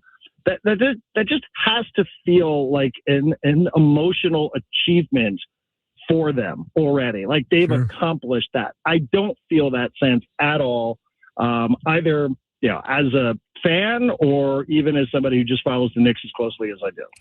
Yeah, I think there's something to that. You know, I kind of watching them celebrate after they beat the Thunder. I don't blame them. I mean, a lot of these guys have never been in this situation. They get to the NBA Finals. They're highly emotional. And it's one of the things, you know, I mentioned when I do my basketball show that I do, but I'm like, if you're the New York Knicks, you got players in there that they've been in this league for 8 years, 10 years, however long they've been in this league. A lot of those guys, there's enough experience there for them to understand, hey, we may never get back here again. Where San Antonio, they're probably thinking in their head, you got to run. The West is going to run through us for the next handful of years. So it's going to be an interesting dynamic. And I do think that's impactful. I don't think that's nothing there. Darren Smith joining us here. Of course, man needs no introduction. Everything he's doing either here on 760 or with Friar territory. We'll kind of break it down a little bit of that Knicks Spurs game. Darren, let me kind of throw your way. And I think there's a couple different angles we could take on the Padres. Obviously a game right now against Philadelphia. Have you been listening? Yesterday during the show, I'm playing something from Ken Rosenthal talking about how Tarik Skubal can certainly be in the mix for the San Diego Padres. Today, I played something from Buster Olney, and he's saying that, yeah, I get it. There's Toronto, and there's the Yankees and the Dodgers, and he's making almost cases against those teams and saying, watch out for the San Diego Padres. What do you make of those caliber of, you know, reporters, people that are associated in Major League Baseball? What do you think of them mentioning Skubal with the Padres? Is this just simply, well, we know there's a history of AJ Preller, or you think there's something more to it? I think it's the history of AJ Preller. It can't be any more than that. I mean, yeah, I get it. I remember AJ Preller made a trade for Dylan Cease at the end of spring training. He made a trade for Luis Arraez just a month into the regular season. So he's capable of doing things that he had done previously. But, you know, I think this is more out of habit. Like, is there if there was, you know, any actual ongoing conversation that these reporters knew about, then, you know, it wouldn't just sort of be tossed out there, right? Like, hey, give me a list of teams and general managers who you think will be active, who are capable of pulling off a trade for the biggest name we think will be available at the trade deadline. Well, of course, it doesn't take, you can actually watch them now, which is amazing, Alan, because everything, right, like your show, like our show, everything is on video. Right. So you can actually watch them like mentally going through the exercise. They're not reporting that the Padres and AJ Preller are interested in Tarik Skubal. They are just speculating that based on history, he's going to be involved, right? Like you can just see them thinking, well, who do I think? I'm being put on the spot by some host. Where do I think could be a landing point for Skubal? And I saw one with Bob Nightingale the other day. He's like, this team, you always have to consider this, and hey, you got to consider that. And he's like, you can never count out the Padres. And it's like, okay, is that journalism? No, Sure. Like, it's not. It's just speculation, and I'm not judging speculation. I've made a living on speculating. So, it's not that I'm complaining, but it's not journalism to the point where we have to go, oh my goodness, AJ Preller is talking to the Detroit Tigers about Tarik Skubal. I don't think we've gotten to that point yet. It's just, well, where do you see, where possibly, what is feasible? It is certainly feasible that AJ Preller could pull off a trade. He knows how to pull off big trades. He's always active. He's always calling people. So this makes a ton of sense. So, it just comes with the territory. It's great for us. It's good content. It's good to play the clips. Sure. It's just this never-ending spigot of this type of commentary. But ultimately, I think it's more just, well, reputationally speaking, AJ Preller is somebody who, assuming he still is the president of baseball operations at the trade deadline, would probably, at the very least, try to drive up the price for some contender or for some rival if they were interested in going out there and getting Skubal. Final one I got for you, brother, and appreciate the time as always. We're not far, obviously, a little bit over a week until the World Cup starts. This Saturday, I think it's at 11:30, USA taking on Germany. That's at Soldier Field. By the way, you can hear that game right here on 760, so something to keep in mind in regards to that. What is, just give those who maybe aren't following the USA or United States in regards to this upcoming FIFA. What are your expectations? Like, how do you feel? What's a good World Cup run? What's a disappointing one? What would you say is both sides of that? Well, I feel a lot better after watching the match that they played against Senegal this past weekend. Senegal's a pretty good team, ranked for whatever stock you put in FIFA rankings. They're ranked 14th, 15th, somewhere in that range.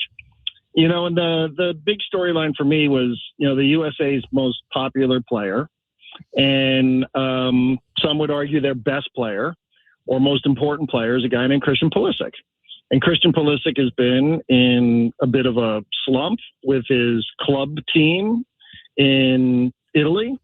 He hadn't scored since December of 2025, and he had a goal and he had an assist against Senegal. So that was great. He hadn't scored for the U.S. since 2024. It's been a long time.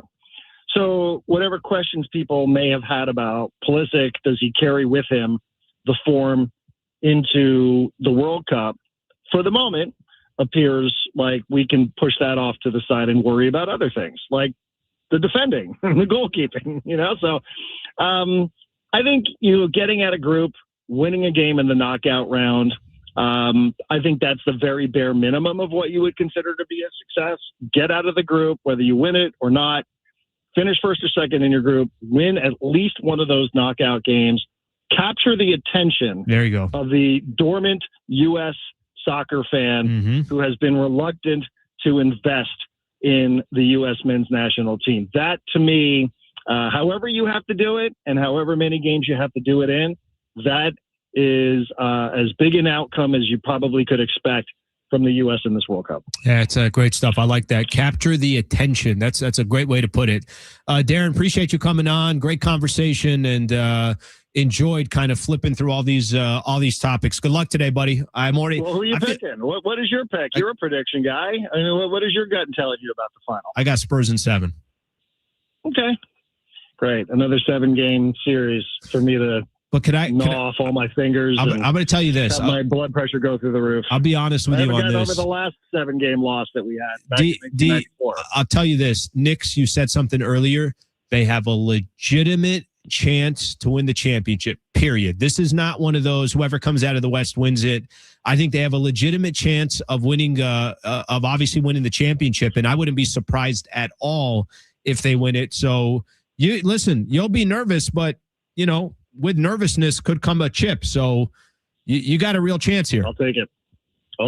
And I appreciate it. All right, Thanks, buddy. man. All right, Darren. That is Darren Smith right there. Great stuff from him. I saw something, and we'll keep you updated on this Padres-Phillies game. I saw something that I thought was interesting that I want to get into, just kind of more the concept of this Pac-12 Commissioner Teresa Gold calls for the NCAA to consider a collective bargaining to consider collective bargaining. I want to go to something about this, about the Pac-12, how that can help San Diego State University. We'll do that here when we come back. Kirk Morrison said something when he was on, I think it was yesterday, the day before, I can't remember. It was Monday or Tuesday. And I want to tie it back to something that he said. Stay right here. Appreciate you guys being a part of the show. San Diego Sports 760 live on the iHeartRadio app.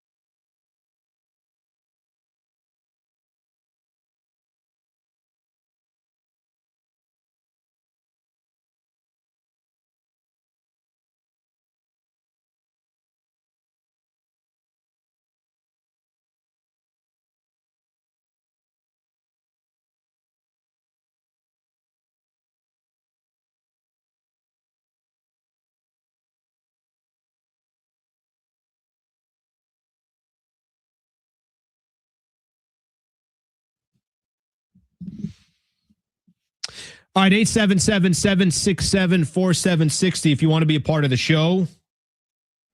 Out driving around San Diego. Appreciate you guys tuning in. John Schaefer back next week, so we'll continue to do our thing. It's been fun. Enjoyed, 2 months in now to the show. It's been fun. Been great to be back in San Diego. Great to be talking to the San Diego audience. I love it. I really do, genuinely. I know a lot of our conversation is about the San Diego Padres, and man, there's so many other opportunities, I think, in this city. I keep looking at. By the way, I'm going to wait a little bit on that. The commissioner of the new Pac-12, Teresa Gold, testified before Congress. She has some ideas how that could affect San Diego State University. I don't want to rush into it, so let me. I'll do that at 5. So we'll do that in a few minutes. But it's it's kind of funny, when I sit here and driving around San Diego, and I kind of look at it and I say to myself, it's like sometimes I'll drive by. I'm driving on the 5. I'm coming south, getting ready to go on the 8 East. I always look at the sports arena. And I'm already envisioning, I'm like, that thing's going to get developed, and we're going to end up with another professional team. I don't care how long it takes, but I just have faith that it's going to happen. Had SDFC obviously added to the mix last year. San Diego Wave is phenomenal for this city as well. Give them all the credit in the world. I think San Diego State football is on the up and up. We'll see what happens, but if they continue to win and Sean Lewis builds off what he did last year, obviously the Padres are going all in every single season. It's fun to be a part of the mix here in San Diego again. But damn, do I think there's so much opportunity. So much opportunity. Still doesn't make any sense of the 4 professional sports when we have 1. That makes no sense at all. And I do think we'll eventually change. And obviously it's going to take time to get there. I thought, something Kirk Morrison said. What did Kirk say? I had Kirk on earlier in the week, and him and I were talking, and we're talking about all sorts of stuff. The NFL, we're getting into San Diego State football. I was asking him about the Pac-12. It would be a good transition. We'll do this here in a few minutes after we come back from break. But we're talking about the Pac-12, and he said something to me, something to the effect. He's like, they need to make more noise in the Pac-12. You got to have coaches saying things. You got to have maybe a commissioner saying things that the Pac-12 needs more attention. I wonder if this is some attention. And I think this could be obviously a good transition towards it. But I just saw an article while I was doing the show, so I was quickly trying to read this thing. In a Senate hearing, Pac-12 Commissioner Teresa Gold calls for NCAA to consider collective bargaining. I want to talk about what that means and how that could be, obviously have an effect for San Diego State University. We'll keep you posted on the Padres and the Phillies as well. It's 1-0 right now, Philadelphia, which means as we sit here, Christopher Sanchez add another 5 innings. So he's closing in. He might be at 50 innings now. Might be right at 50 innings that he hasn't given up a run. Walker Buehler's been fantastic for the Padres as well. Give him some credit. That's, I want to say, 6 straight starts now where he goes 5 innings plus. All right, a lot more to get into. Mark Medina coming up at 5:15. Stay right here. This is San Diego Sports 760 live on the iHeartRadio app.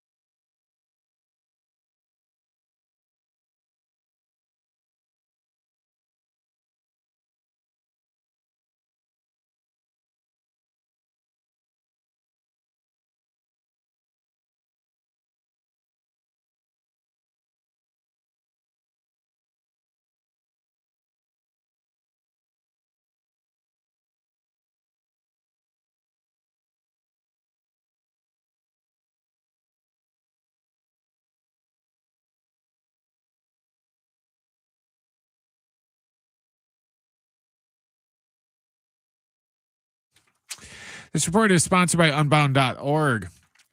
The Padres are in Philadelphia for game 2 of their series with the Phillies right now. We are headed to the bottom of the 6th inning, and it is 1-0 Phillies.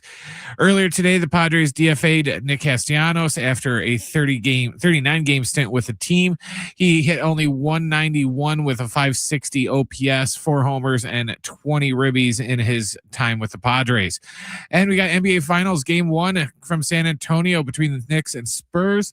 That's about to tip off here in about 35 minutes or so. Right now, there are young people across the world facing a tough choice: continue their dream of education or drop out to help their family put food on the table. You can help change their future in a single moment. See how far your support can go at unbound.org.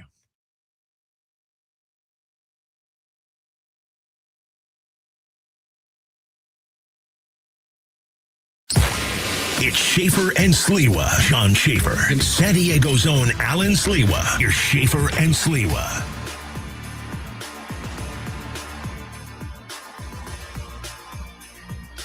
All right, hour number 3 of the Schaefer and Sliwa show. Appreciate you guys being here. 5:15, we got Mark Medina that's going to join the show. He'll get us ready for the New York Knicks and the San Antonio Spurs. So really busy day in sports today.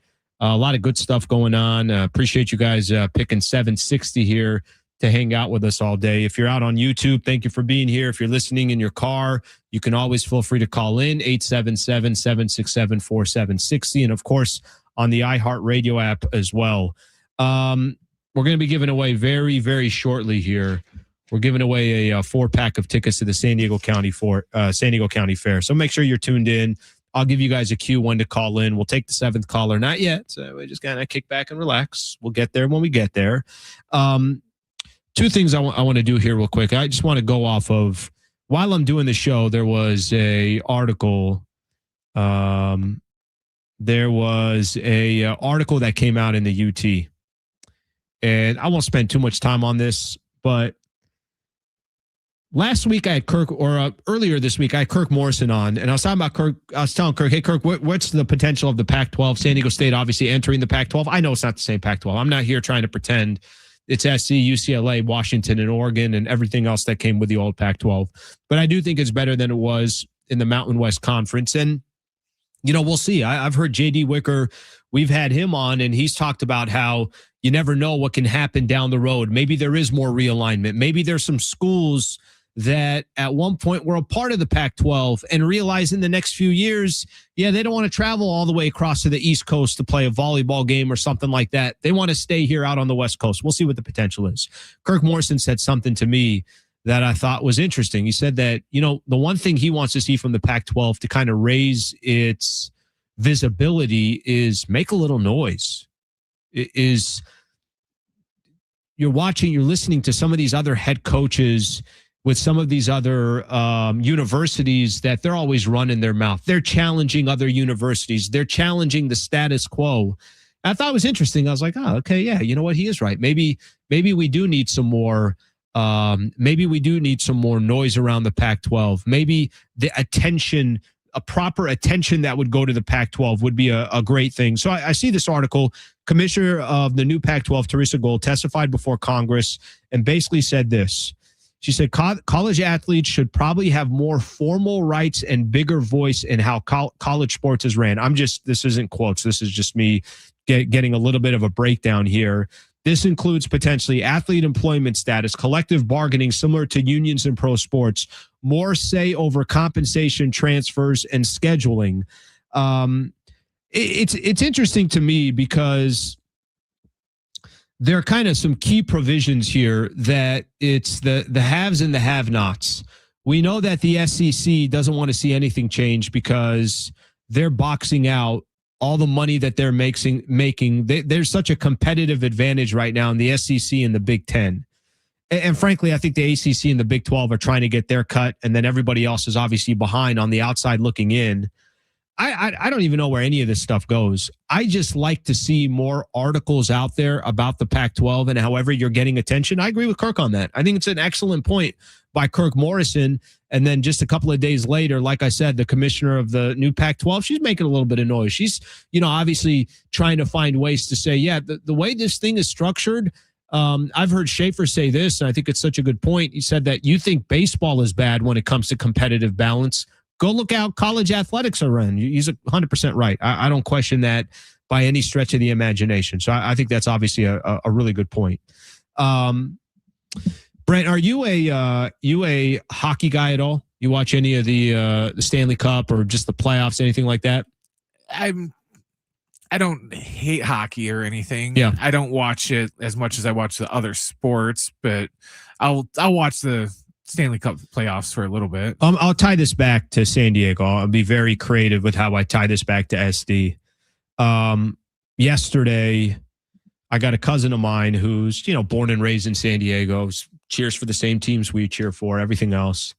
So, bro, are you watching the game? I'm like, what is he talking about? He texted me and he said 3-3. And I was so blind to what he was talking about that. And I'm watching the Padres game. They were down 3-2. They end up losing the game 3-2. So I think he's talking about the Padres. So he toyed with your emotions. Like, Padres get a run? Well, they didn't get a run. They lost the game 3-2. But anyways, he's telling me like, hey, this is an unbelievable game. It's Vegas and it's the Hurricanes. And this is a few things that I think of. Vegas has already won a Stanley Cup. Vegas has an NFL team. They got a hockey team. They got a WNBA team. They got a baseball team coming. And they probably got an NBA team coming. Okay? Look, we don't have to have all four of the major sports in San Diego. I'd love it. I mean, it'd be amazing. I'd love to see it. But let's go one at a time. Okay? You already got, obviously, the San Diego Padres. If the idiot that decided to leave because he didn't get a stadium in San Diego and go rent in LA like the idiot he is, and I think people know who I'm talking about, we'd still have our NFL team, and we clearly don't. So, unfortunately, that's the predicament that San Diego's in. I've kept a really close eye, and I got to do a better job doing it, and I'll do my best while I'm, obviously here in San Diego. I'll do my best to try to keep an eye on where the project is with the Midway Rising and the sports arena down in that Point Loma, what he would call Rosecrans, whatever area that is. But I always think of this, and I'm going to use the Vegas Knights as a great example. I don't know what would go down there. I know they're proposing a 16,000 seat arena. Well, if you're building a 16,000 seat arena, I'm just going to assume that Stan Kroenke, which I'll tell you a couple things about Kroenke in my time when I was in LA. I'm assuming that Kroenke's a pretty smart guy, kind of knows what he's doing, has the right people around him. And I'm assuming that he has at least the idea and the concept that he thinks he's going to get a professional team down in SD to house that 16-seat stadium if it ever gets approved. I'm watching the Vegas Knights doing what they're doing. In a couple of weeks, the Vegas Knights could potentially have 2 Stanley Cup championships. How long have they been around? Have they been around for more than 10? I know they haven't been around for 10 years. So probably less than 10 years. And here we are in San Diego, freaking tooth and nail to try to do everything we can, putting all the pressure on the San Diego Padres, and SDFC obviously finally gets into the mix, which is awesome. I love having the MLS team here. How long have they been around? 2017. 2017. And these, if I could curse, these guys could potentially have two Stanley Cups in the mix. By the way, they already got one. So, like, what the hell unbelievable what they're accomplishing. And look at all the things that have happened. I'm not a politician, and I don't know how to get things approved, so I'm not going to pretend like I do. But as long as I have this microphone, anytime you get a chance to get another professional team down in San Diego, I'm all in. I watched when I was in LA for 15 years. I watched Stan Kroenke build a stadium in Inglewood with, by the way, I mean, from what I understand, most of his own finances and everything else. In the state of California, that ain't easy to do unless you have somebody that's willing to front the bill. That's not to say that, obviously the city doesn't have something to do with it. But this man went to Inglewood and built a NFL stadium that now houses 2 NFL teams, that's got World Cup games in there, that's got Olympic events in there, that will continue to draw unbelievable interest in Inglewood, California, in Los Angeles. You're going to tell me if we have something here in San Diego that people don't want to be in San Diego, California? If they could choose anywhere to be in Southern California, they wouldn't be in SD? I'll keep doing my research on Midway Rising. I'll keep doing my research. But for the love of God, if you have somebody that's willing, we just watched him do it in Los Angeles, to help potentially build you an arena in San Diego, California. Do we not understand and realize that we have a legitimate chance of getting a professional team if we can just get things approved in this city? I don't know enough about the politics, and I'm happy to try to learn more about it, and I'm happy to try to learn more about Midway Rising. But when I see the Vegas Golden Knights about to win a second Stanley Cup, if they end up getting there, I look at that 16,000 seat stadium. That can't be an NHL franchise. I think San Diego would kill it with an NHL franchise. I think we would murder it in this city with an NHL franchise. If you get an NBA team, unbelievable as well. I mean, I don't know which one's more realistic. I kind of feel like NHL would be more realistic, but I got a migraine watching the Knights, and I know nothing about, I haven't watched one Vegas Knights game, and I'm just saying to myself, I'm like, what is Vegas doing here? All I'll say is this: if you got Kroenke a part of the mix, help get things done. Don't get in the way, because that's the only way San Diego is getting another professional team. Though, if you want another one of these major fours a part of San Diego, there are movers and shakers, and when the movers and shakers are trying to make something happen, let's try to make it happen. This city of San Diego is very poorly represented when it comes to the 4 professional sports. We only got one, and that is that's not how it should be. We'll keep it that we'll keep it as simple as that. All right, won't be the last time I talk about Midway Rising. I'll tell you that right now. We come back. Mark Medina, who covers the NBA, covers it nationally. He's going to get us ready for the Knicks and the San Antonio Spurs game 1 coming up here. Just a quick update as well. The Phillies and the San Diego Padres, there's been 1 run that was scored off Walker Buehler. It's 1-0 Philadelphia. And what a shocker here. The San Diego Padres can't score a run. Stay right here. This is San Diego Sports 760 live on the iHeartRadio app.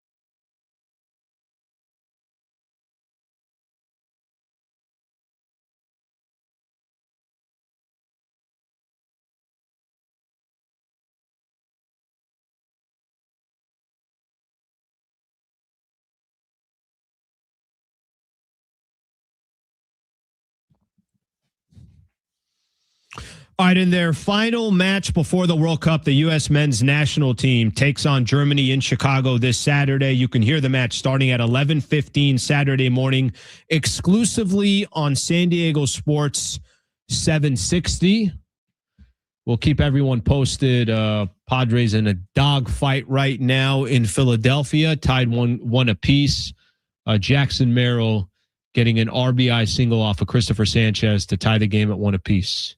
Padres got to get this W. They really do, especially to have this late in the game, a tie game. They got to make it happen. All right, I want to welcome in a great guest of ours, somebody that's been on the show a couple times, somebody I've known for years. Mark Medina covers the NBA and taking the time to join us here on San Diego Sports 760. Mark, what's going on, brother? How are you? Alan, I'm doing well. You know, that time of year, NBA Finals, always a good time for all of us.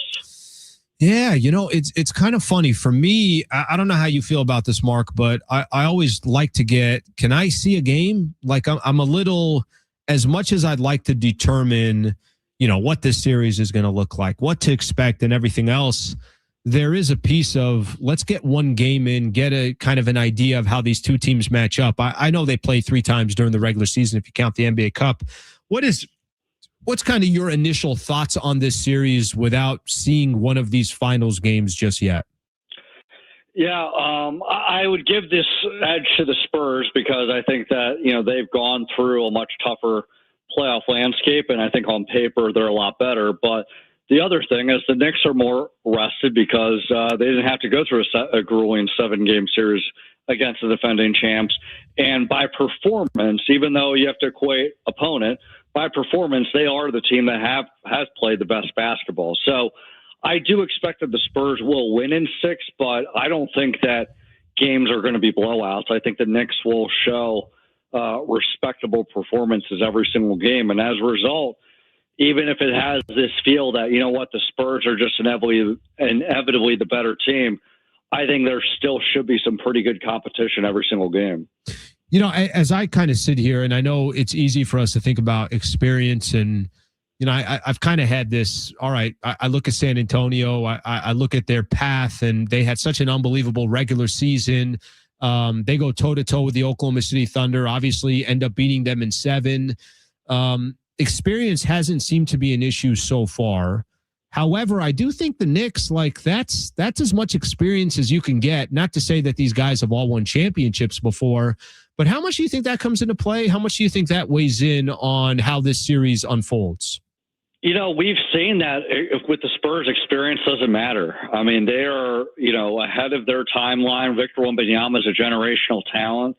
You know, I've talked to people in the Spurs organization about that whole experience narrative and if it means a thing. And they say it doesn't mean anything specifically for these 2 reasons. One, even though this team's pretty young, this is their first playoff go round, they're more mature for their age, and they still have good veterans around them like De'Aaron Fox and Harrison Barnes. And also they're an elite defensive team. And that starts with Victor Wembanyama's rim protection. And so in the playoffs, as you know, Alan, like you got to be a pretty good defensive team. And when you have that box already checked, experience, lack of experience, it only goes so far as how much it matters.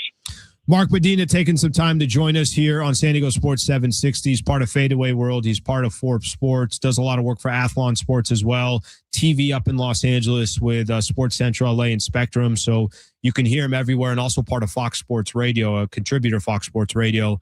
Might be the longest resume, by the way, I've ever heard or I've ever read over there. So good for you. Just trying to keep up with yours. Good for you on hustling all over the place.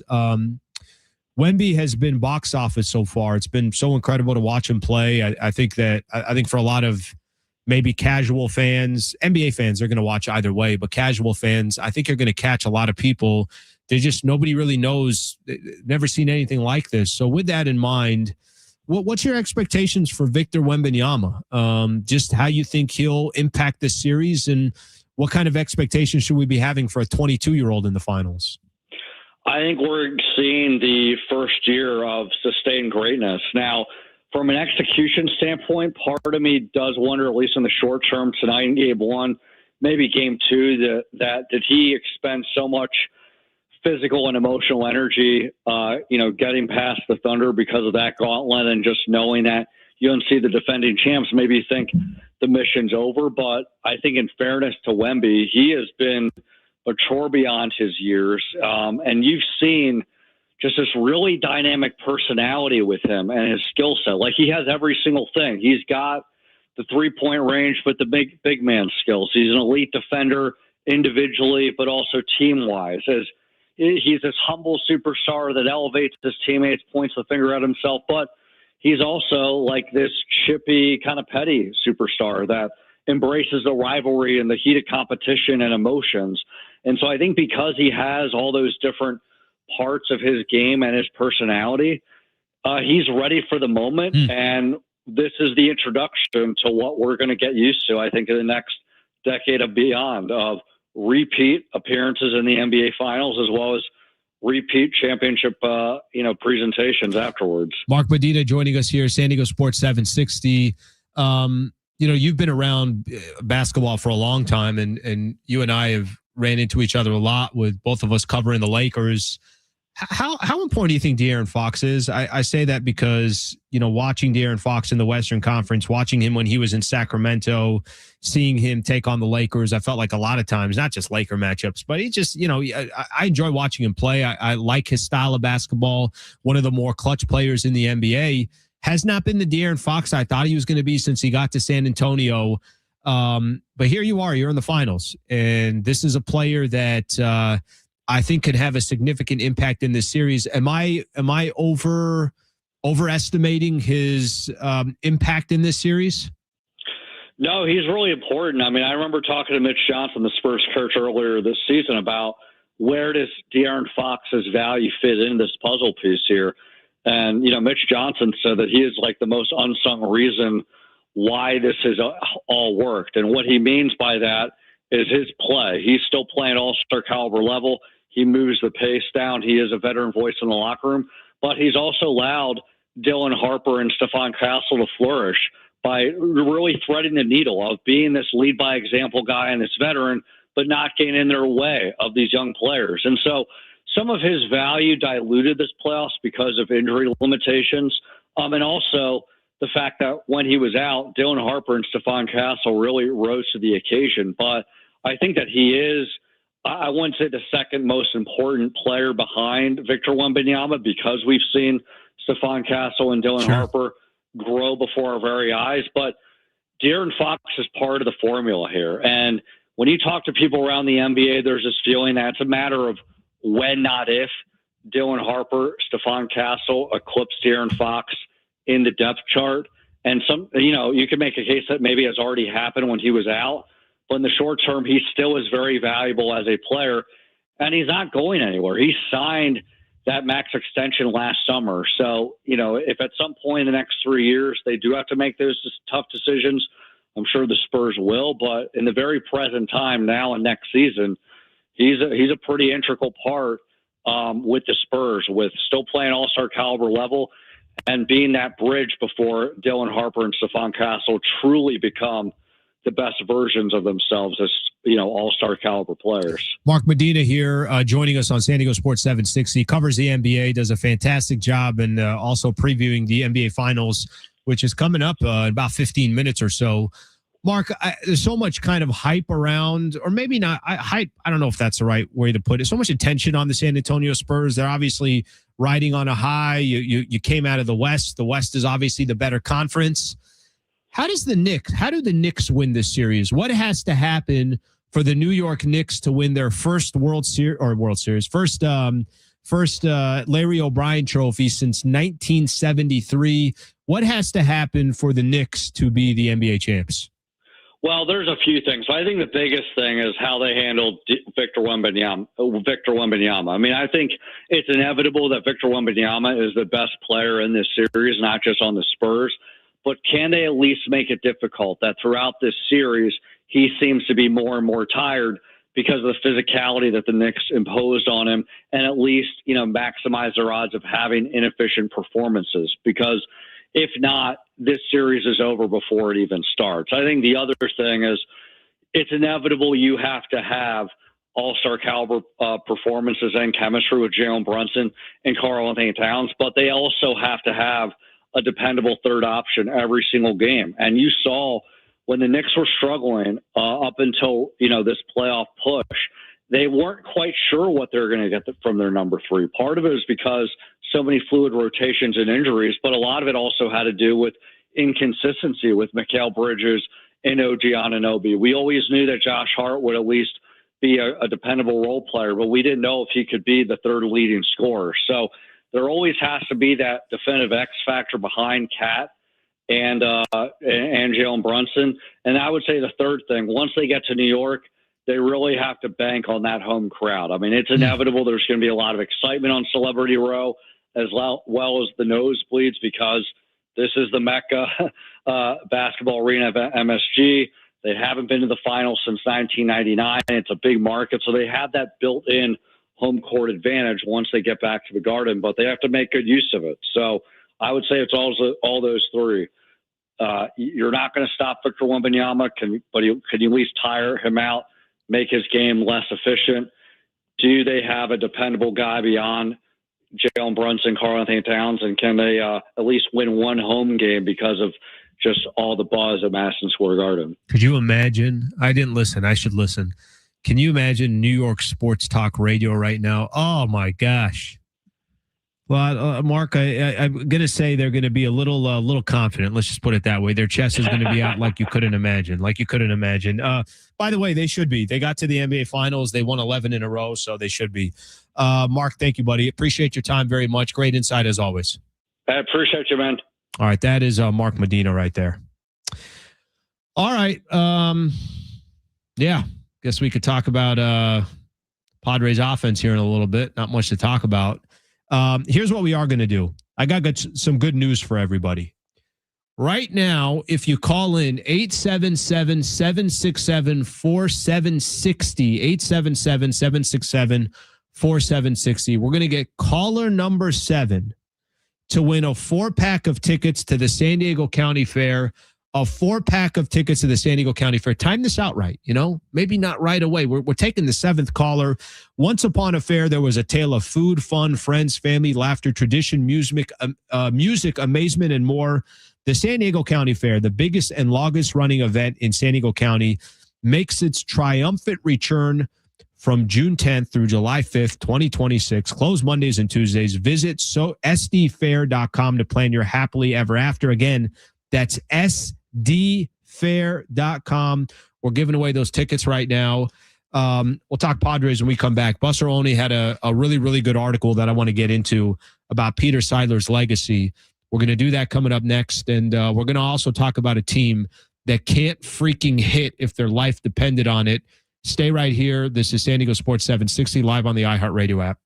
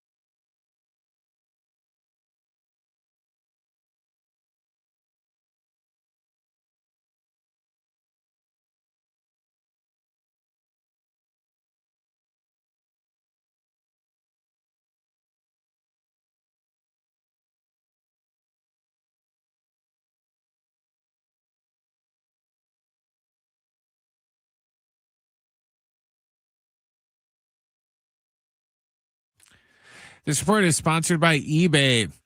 The Padres are in Philadelphia taking on the Phillies right now. We are in the top of the 8th inning, and the Phillies lead 3-1. Earlier today, the Padres DFA'd Nick Castellanos after 39 games. He hit only 191 with a 560 OPS, 4 dingers, and 20 RBIs in his short time with the Padres. And NBA Finals Game 1 from San Antonio between the Knicks and the Spurs is getting ready to tip off here in about the next 5 minutes or so. eBay is home to millions of finds, and each one becomes part of your story, from your favorite vintage band tee to the dream car you've been searching for, or that foul ball you heroically gave away. It's all there on eBay. eBay, things people love.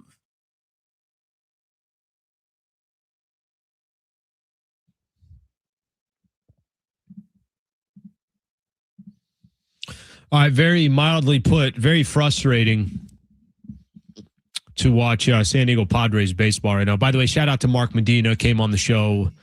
It's a great breakdown in the NBA. We'll try to get into a little bit more of that before the show comes to an end. You heard Brent mention it in the update right there. Padres down 3-1 to the Philadelphia Phillies. So if they end up losing this game, which 3-1 sounds like they're down 8-0 based off of how they typically score runs, it will be 8 of 9 that they've lost in a row. It'll be another series loss as well. And not to, it's not this shock here. You're going up against one of the best pitchers in all of baseball, Christopher Sanchez. Brent, what did he end up with? What was his final? How many? Just see if you could see what the final. I think it was 50 2/3. 50 2/3 scoreless innings until Jackson Merrill slapped a single off of him, and they end up scoring a run. It's the lone run that the Padres have right now. But man, it's just, we kind of go back to this. And if you guys are frustrated, I see a lot of people in the chat, the YouTube chat, sure, the text line, everything else. But if you think you're frustrated watching Padres baseball, try to come up with some different topics around the Padres for 3 hours, 5 days a week. It's the same story. We had Darren come on a little bit earlier. And again, I go back to this. The fact that it's Christopher Sanchez, which went another 7 innings for the Phillies. The fact that it's Sanchez, that's a different conversation. I get that. But it's some of these other pitchers that the Padres have faced. The Nationals, Nola yesterday, Nola in really 2 straight outings. There's the offense, I get it. If you're going up against the absolute best, you're going up against Yamamoto. You're going up against Christopher Sanchez. You're going up against Wheeler tomorrow. You're going up. We could name off some of the most elite pitchers in all of baseball, and I understand why the Padres would struggle against some of those guys. The problem with that is that's also not really an excuse, because you're going to need to face these dudes in the playoffs anyways. So you're going to have to hit off some good pitching anyways. But the theme of the Padres, this isn't just like a short stretch. This isn't a week or 2 weeks where the Padres really can't hit. It's been really, really bad as far as runners in scoring position, but the Padres have a much bigger issue. Their issue is it's up and down the lineup. It's, one of the reasons why Acee was on a little bit earlier today. One of the reasons why you got Nick Castellanos, who's DFA'd, is because can't even afford a player that has 4 home runs, who has 20 RBIs. Not to make it sound like this guy is Kyle Schwarber, because he's not, but he's one of kind of the few players that actually has some home runs. And he's not costing you anything, but you DFA'd him is because you just got to try something different. And that's just been the real frustration watching Padres baseball. This isn't something that it's all season they have not been able to hit. The whole season. This isn't a short stretch. This is obviously a much bigger sample size. And, it's obviously played out now for not just this, this road trip, not just over these last couple of weeks. It's played out all season. And a lot of that frustration is hanging on the dudes that are making the most amount of money. Buster only had an article a little bit earlier today. Schaefer, by the way, while he's out, will just text me things, which is, obviously great from him. I appreciate him doing that, but just kind of throwing out some different articles there. One of the articles here, how Padres sale completes Peter Seidler's legacy. Really good article. It's in ESPN. It's on ESPN. It came out today, came out this morning. And obviously we know the sale of the San Diego Padres. We know it went for $3.9 billion. But the cool thing is, as part of the article, it just kind of talks about how the San Diego Padres became the Padres that they are today and how much Seidler obviously was a part of that. I love this. There's a piece here to start, and it said, Peter Seidler spoke frequently with his general manager, A.J. Preller, about the repeated cycle of frustration the city sports fans had experienced all the time, Preller said recently. And Preller has gone out of his way. I mean, the article kind of gets into, you got the Clippers obviously leaving in 1984. They moved to LA. You got the Chargers. That's the one. Right now, the city of San Diego, even it's almost been 10 years. It's been 9 years since the Chargers left. That wound still hurts today more than any wound. And that wound literally hurts today as if it happened yesterday. And there are people that I have talked to, whether it's just casually talking, it could be family, friends, whatever the case is. And all of them say the same thing, that loss hurts today as if it happened yesterday. And it just talked about how, Peter Seidler, with the official sale of the Padres, when that does happen, Jose Feliciano and Kwanzaa Jones, that it goes for $3.9 billion, and it went for $3.9 billion because of what Peter Seidler built. It went for $3.9 billion because they became a playoff contender. They became actually a team that was wanted to compete for a World Series. I don't know how much of that has to do with, Seidler saying at that time, hey, this is the only sports team now in San Diego. I'm listening to the fans. All they want is to win a championship, and just putting his money where his mouth is. But that's why there's so much love for Peter Seidler, and that's why this city it's different when it comes to San Diego Padres baseball. Trust me, growing up here, and even and other people can talk about this better than I can because they've actually had a mic in front of them for years. I've been in a mic in front of San Diego for 2 months. What the hell do I know? I've just been somebody who's from here and loves San Diego with all my heart and wants to see the best for San Diego. But a lot of times, as a San Diegan, the Padres weren't the topic of they weren't the top topic of conversation. Now I sit here and we can have a lot of people that are frustrated about the Padres, and we could have it because the Padres have become a team where there's real expectations that you expect them to win. You've watched them get to the postseason 4 out of the last 6 years. You've gone through heartache. You've gone through some ups. You've gone through some downs. There's passion towards it. Well, there's only passion towards it because Peter Seidler was trying to win, and obviously A.J. Preller under the same bucket. And when new ownership officially gets in, let's see what they're all about. We could be excited about the potential, but until they actually take the keys to the franchise, I think a lot of people are curious to see, what eventually happens moving forward. I'm going to work on trying to get Buster Olney on. I'd love to get his perspective on this article. And again, somebody that's not necessarily from San Diego that can talk about it from an outside perspective. We'll do that hopefully by the time this week is all said and done. All right, final segment when we come back. I want to, Brent, I want to kind of break down a little bit this NBA Finals with you. That game is about to start, and we'll also keep you posted on what's going on in Philadelphia. Stay right here. This is San Diego Sports 760 live on the iHeartRadio app.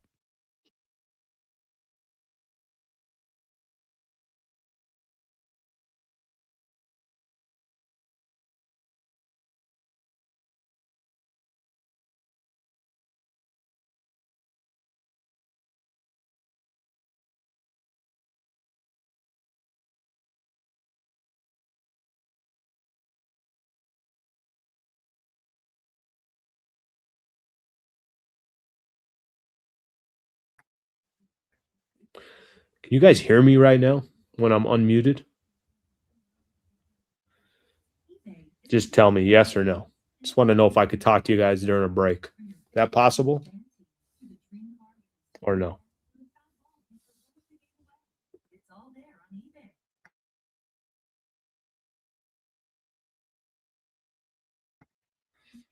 All right. Can we score a freaking run? You look at like their plus minus for Rock.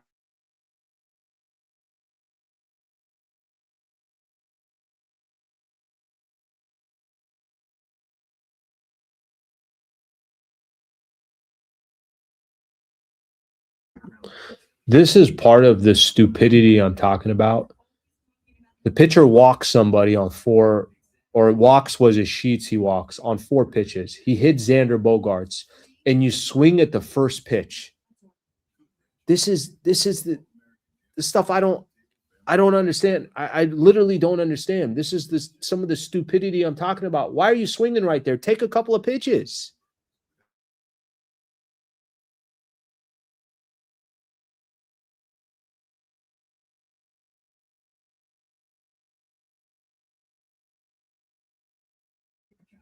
Swings at the first pitch. It makes no sense to me. It's like they already can't hit, and then there's just, I don't get it, man.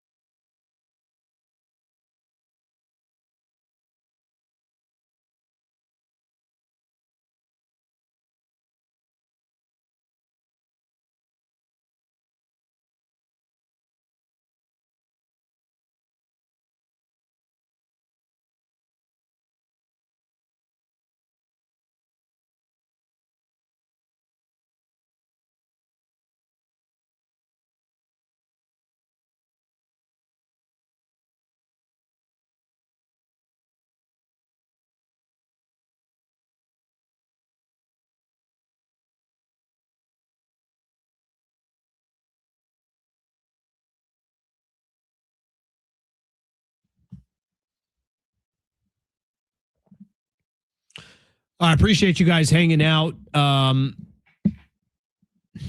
Man, brother, I don't know what to tell you, Brent. You know, when the game is going on, we'll hit on a bunch of different topics, but we'll also kind of keep you posted on the game.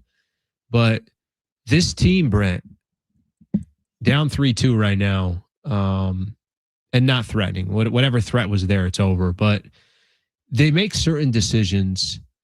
Gavin Sheets walks on 4 pitches. Xander Bogaerts gets hit. And Ty France, with the bases loaded, swings at the first pitch. Help me understand that. Like, this is the thing that I'm talking about. There's a portion of Padres baseball. All right, maybe a little bit of bad luck. All right, maybe the guys aren't hitting. But there's just common sense. Like, there's some stupidity with some of these decisions. Why are you that aggressive when a pitcher is struggling as much as the Phillies pitcher is struggling? He loads the bases. The only out he got an out earlier because Trey Turner made an unbelievable barehanded play to get the first out. And then you obviously got some traffic. Manny Machado ends up striking out, took a couple of cuts that looked like could have been some real damage. It doesn't happen. But literally, the guy threw 5 pitches, 4 of them for a walk to Gavin Sheets, and then comes back hitting Xander Bogaerts, and the bases are loaded. You're down 1 run, and Ty France decides now's the time to swing at the first pitch. I just don't get it. I really don't. There's certain situations with this team. It's just not smart. It's just not smart. There's no other way to put it. I'll leave it at that. I mean, obviously, we got plenty of time to react and everything else, but it just some of their decisions, it's like a combination of you can't play small ball, you can't obviously hit for power, and then you can't take advantage with runners in scoring position. And then there's that type of baseball. Just, again, common sense baseball, and the Padres are far from common. What's the saying? It's common sense is not common. I don't even know what the saying is. Is this more on France or more on the coaching staff for not sending in a sign saying, hey, kind of, brother, I don't know what to tell you. Look at the situation here and just, take a picture or two. And Ty France has been good for the Padres, and the Padres shouldn't be depending on Ty France. But, like, if you're Ty freaking France, are you not watching what just happened? Are you not observing the two batters before you? Are you not observing that you got this pitcher who's in the process of throwing away a game? I'd like to sit here. There's plenty of times. I think big picture, we could talk about the hitting coach and we could talk about the philosophy for the San Diego Padres. But in that position, that's 1,000% on Ty France. 1,000% on Ty France. All right, let me. There's a couple of the topics we want to get into before the show ends. This actually is a perfect topic for you, Brett. I don't know if you saw this. There has come a point for me with Giannis Antetokounmpo that I just I got nothing left. I mean, this guy has been in the conversations around the league that he's going to get traded, that he's not going to get traded. It's like a couple, a good friend of yours is in a relationship and they just keep saying they're going to break up and they always end up back up together. It's like, can somebody please make a decision here? Giannis Antetokounmpo, per The Athletic, I'm going to read this quote here. While league sources have long maintained that he's interested in joining the Heat, there are also indications that he's very intrigued with the prospect of joining the Celtics. By any objective measure, is deeper and more dynamic than Miami and could thus remain more competitive after a blockbuster deal. And again, Giannis Antetokounmpo's focus on getting back to the title contention should not be overlooked. Where do you stand on this, Giannis? I think a year ago was when they should have broke apart. That's when they should have broke up, but they're still together. I think Milwaukee could have got more a year ago, but we'll see what eventually happens. What are you saying on this Giannis Antetokounmpo and the news that always seems to change? Well, because they're waiting. Because before they didn't want to do it pre-draft lottery because they didn't want to roll the dice because they wanted to know specifically what teams would have to offer instead of just going, oh, well, there's a 15% chance that, I'm just throwing them out there. Yeah. Indiana, could give us this and this. I think it would have been dumb for him to make a trade and then have it go, oh, yeah, never mind. Or Indiana's picking 15th. So you just traded Giannis away for Jack squat. So that was their main thing, was they're waiting because they wanted to see specifically what everybody could offer them. Maybe the owner said that like 2 weeks ago is like, hey, we're going to get some clarity here after, but they did want to wait for the draft. I get that. And they did say that they want to have it done by the draft. Yeah. So I think that we're going to find more out the closer that we get. And, there's, you brought up the Celtics rumor, Wilbon the other day after, I think it was Monday after Game 7. When they came back after Game 7, he said that with Chet going MIA in Game 7 and essentially for that whole series pretty much, that if you're OKC, because people forget, they have a ton of first-round picks still. Is this the idea of trading Chet for Giannis? Can I tell you this? I think it would be Chet multiple because sure. I think there's certain franchises that I think would give up quick and like panic. The Lakers are just go get the star. How are you going to go get the star? I don't think Thunder are going to do anything. I think the Thunder will make some changes around the edge. I know they have to obviously worry about some money. Maybe a guy like Lou Dort is gone. Maybe, they'll make changes. They'll do whatever they do. But I think they could easily just say, all right, this is a learning experience for Chet. They could say, let us get Jalen Williams back. They could say AJ Mitchell's going to cost them $2 million next year. Like, I think there's other things they can say where a lot of teams panic. I just don't see Presti panicking. I think it's the factor that Chet's on a max contract. if he wasn't on a max contract, I think there'd be a little more patient and lenient with it and just be more willing to go, hey, look, everyone has a bad series every once in a while. We're just going to chalk it up to that, prove us wrong and just, come out and, ball hard next year and see what happens. But it's Giannis. He's a multiple time MVP. And, it's not like they're trading him for Austin Reeves or something. That's not knocking Austin Reeves either, but you know what I mean? Shots fired at Austin Reeves. They're only going to have this opportunity once to get him. So they would have to trade him. And I don't really want the Bucks to trade him for Chet because I don't like Chet and I don't want him on my team. Okay. Couple updates here real quick. If you're not watching the NBA Finals, the score is 14-7. The New York Knicks jumping out in front. That's it. Game's over. 14-7. DirecTV too for doing a blackout the first day of the NBA playoffs. Yeah, that's a good idea. Channel 10. That probably should do well. That's a really good idea. 14-7. The Knicks up about 6 minutes through the first quarter. As far as the San Diego Padres go, it's 3-2. Trying to do everything they can. They're down in the ninth inning to try to get another run. We'll see what happens here. We're back tomorrow, of course, at 3 o'clock. Padres have a game tomorrow at 10, so we'll be able to react to the entire series. Thank you for being here. This is San Diego Sports 760, live on the iHeartRadio app.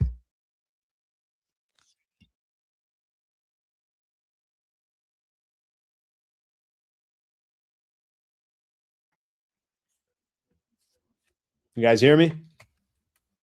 Might as well watch the rest of this game together. Tell me if you guys got me.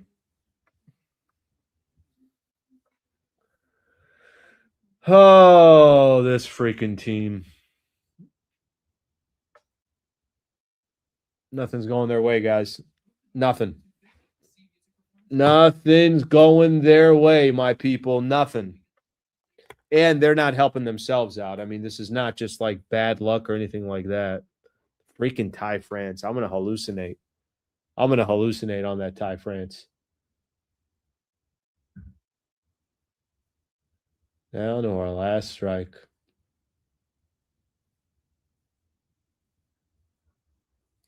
First basketball game I went to as a kid. Yeah, I do.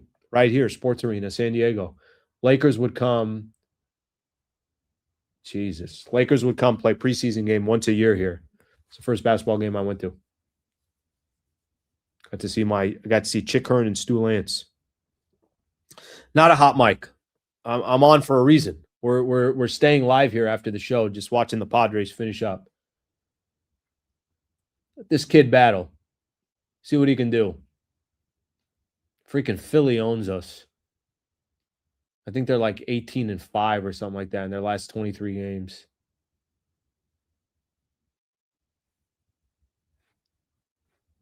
Fuck. All right, y'all. See you guys tomorrow. Appreciate you guys being here. Thank you. See you guys tomorrow. Back at 3. Freaking A.